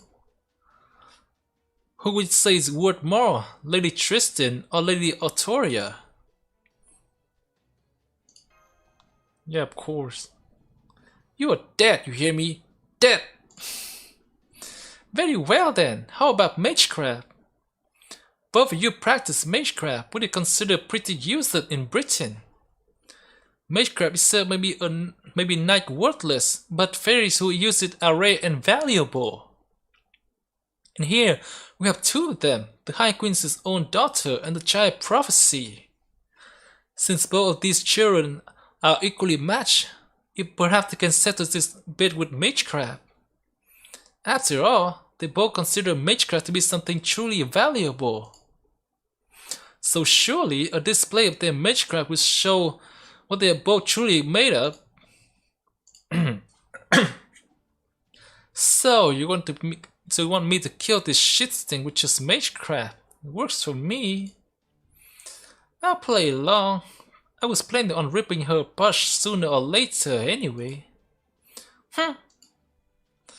If you were the queen's daughter, then you probably grew up in a fancy castle never wanting for anything, huh? Then there's no way I'm losing to a pampered brat like you. So what if you're a fairy knight? We country are a lot tougher than you think. That's how it goes when you eat fresh veggie every day in your entire life. What? Yeah.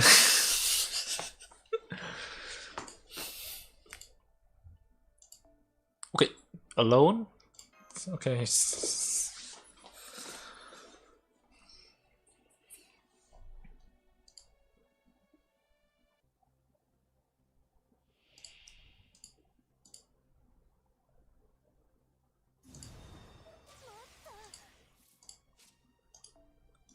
I mean, yeah, skill still level 8.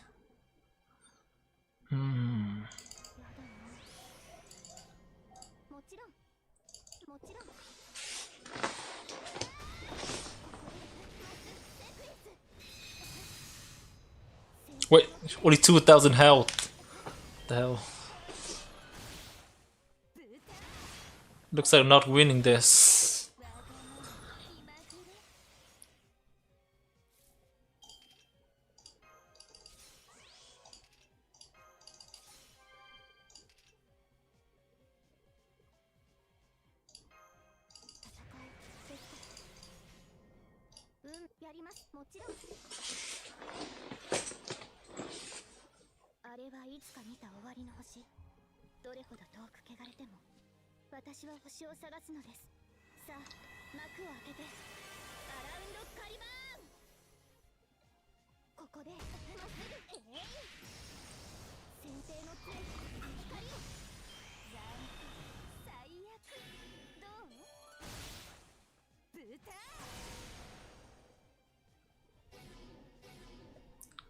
Okay, so that one dodge left.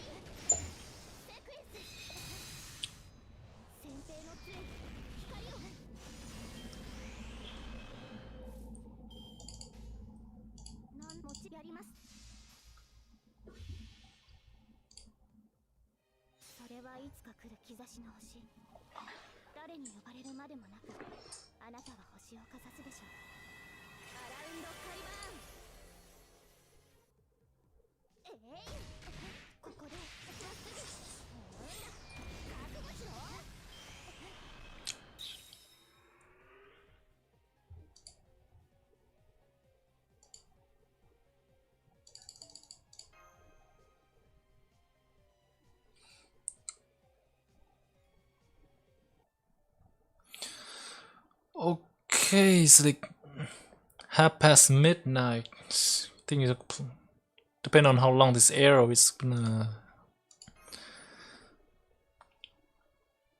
Might stop after this arrow, but yes, in the middle of the interesting part.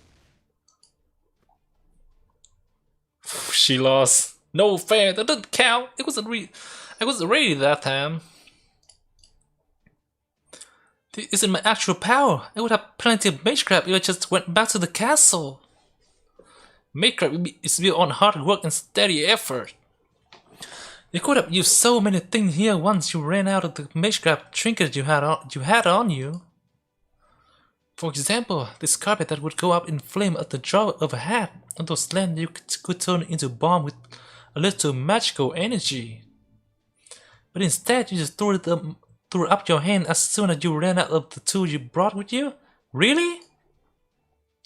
Now listen and listen good. You're at least 100 years too young to learn magecraft. Why don't you start with parlor trick? Yes. Oh, she's so cute. Yes, nailed it. You freaking bitch! That's enough. We have a winner. As Lady Atonia's magecraft is superior, she will be the one to purchase this suspected child prophecy. You just said. She says immediately like Atoria is the child prophecy. That's still going on with this. This concludes tonight's auction. Thank you all for coming, and please take care on your way home. That's go for you too, Lady Tristan. I suggest you hurry back home sooner than later. As I recall, you were supposed to be behaving yourself in Darlington tonight. I suspect even the High Queen would be cross with you once she heard that you were actually here in Gloucester. You're taking the child prophecy side, Murian? No, Lady Tristan, I'm helping the High Queen save face for making you a fairy knight. I can clean the dirt off my auction horse easily enough, but the High Queen's dignity is not so easily restored. You see, some fairies are bound to take issue with your selfish antic and lose respect for the High Queen. I'm sure I don't have to tell you how fickle Fey folk can be. And I for one, would rather not increase Nocnarias' number. Fine, I'll go then. Next time, Miriam, you will have to come see me in Camelot. As a fellow lover of art, I would love for you to take a look at my collection.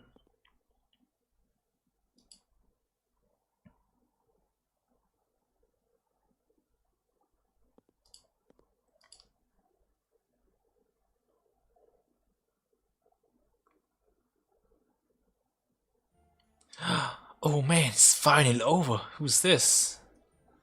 That was so nerve-wracking. I thought for sure we were all gonna die. But that girl actually beat Lady Tristan. I can't believe it. She's no taller than me, and she has about the same amount of magical energy as me. But she carried herself with so much dignity. She's amazing. Unbelievably amazing. Phew. Good thing things work out, huh? Do you hear a voice coming from backstage too? Ah ha ha ha. My nail only just started knocking. Still, I couldn't just sit back and do nothing. She may have been dozing of sounds stronger than me. But the way she was acting, then she called herself Tristan. Well, I just started seeing red. Yeah, Tristan. Yep, I never expected to run into the second fairy night already. But hey, at least you won your Magecraft battle against her. That was great. The only problem now is... they know this guy. Let's say about him, talking about like... Morgan would know we're here.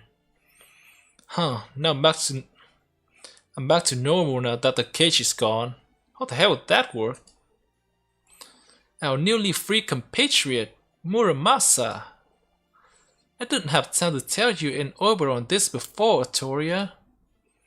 But while Muramasa here is also horror spirit from outside world, that doesn't mean he's on our side. He's a disciple of the foreign god, which means he's working against proper human history. So he's your enemy, Gino? But didn't you call him Grandpa earlier? That's because he is a grandpa. Yes, it's a long story. Don't bother explaining. We've been having a few other runs in, that's all.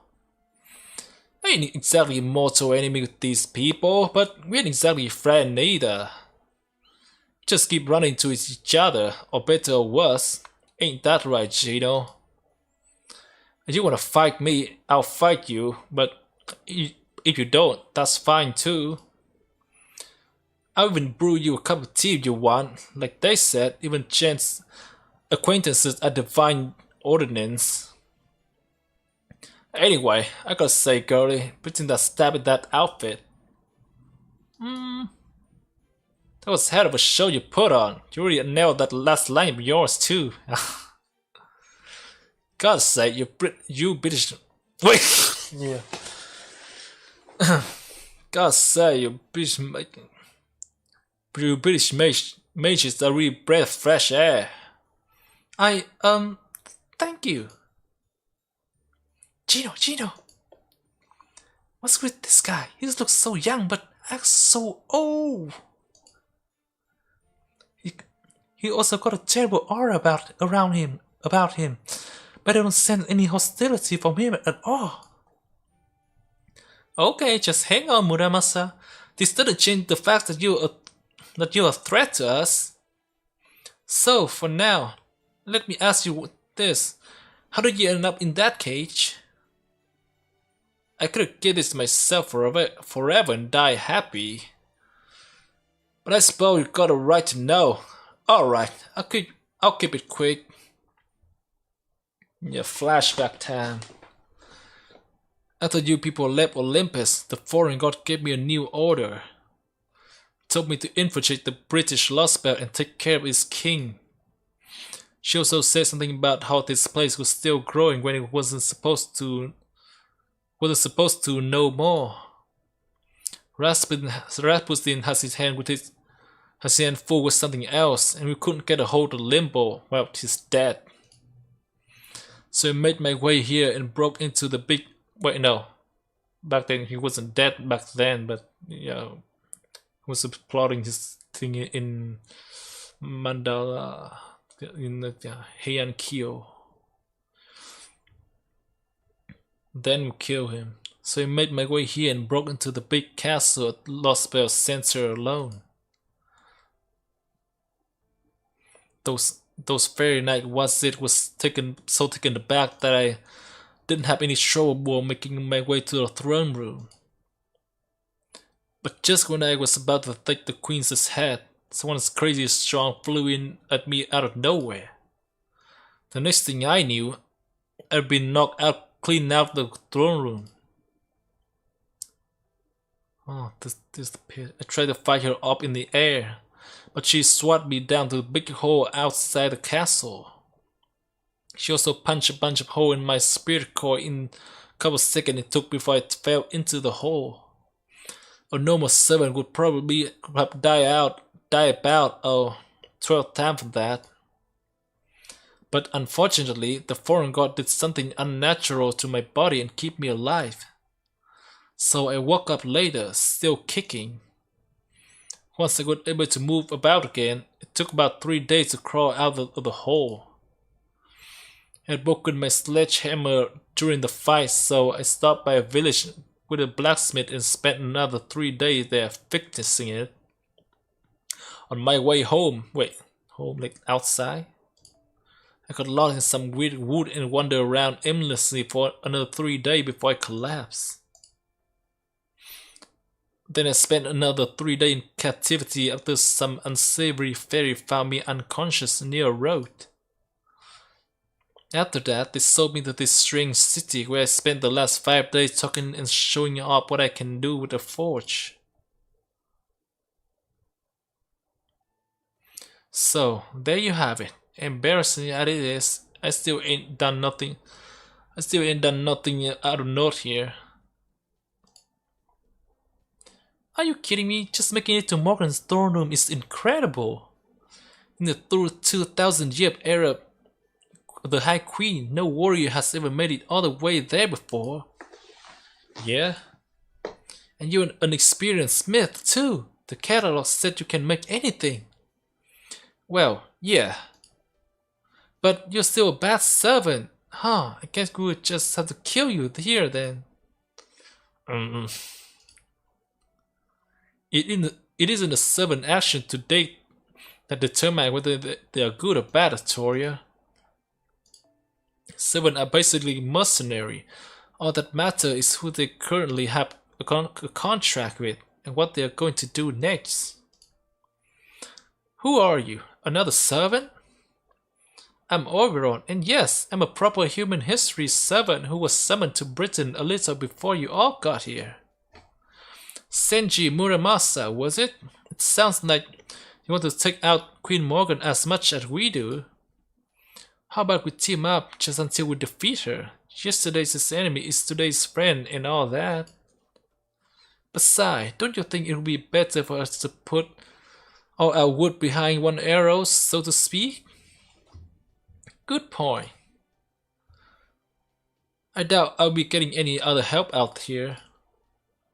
Sounds like pretty good suggestion to me. What do you think, Gino? I know Senji Muramasa was one of Foreign Gods' disciple, but he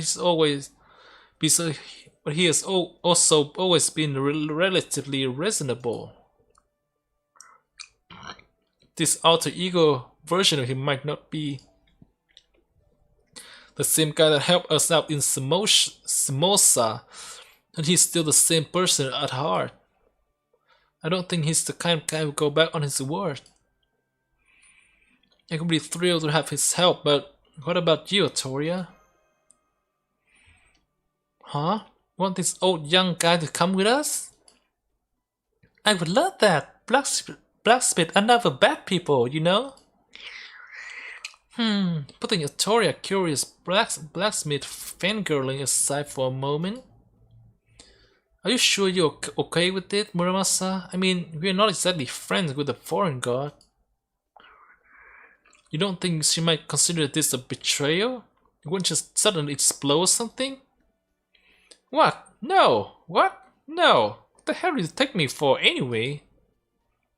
Besides, this ain't a betrayal at all. I'm just a swordsmith who accepted the job from a foreign god. Loyalty ain't a part of it.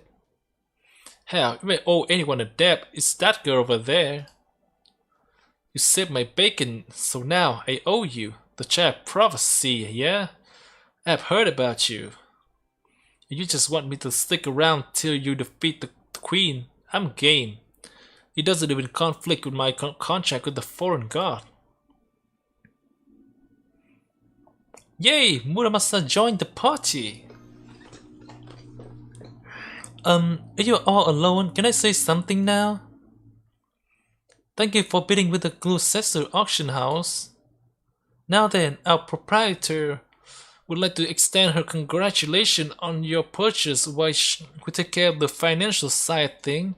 Oh no, gotta run. So, you're pleased to come with me? I will take you to Lady Miriam, the Lord of Gloucester. She's expecting you at her mansion. Now she could run away before they check the money. Okay, I think this is a good place to stop. It's almost 1 a.m. Whew. Yeah, a lot of things happened today. We went to this human camp. We went all the way, had a meeting in Camelot. Pretty long meeting too. A lot of interesting stuff. And we freed Muramasa. He's in the team now. Yeah, nothing in update here. Oh, so this.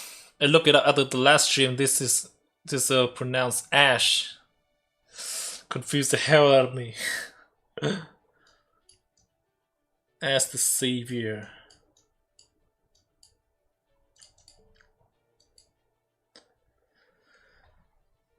Yeah, I think this will be the end of the stream today. So, thank you for watching, and see you again.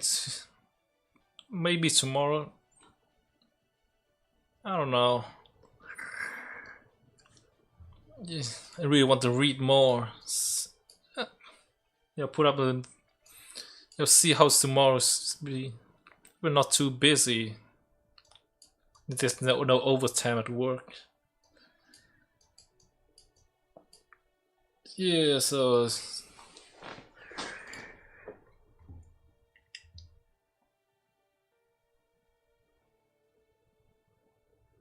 Wait, where is it?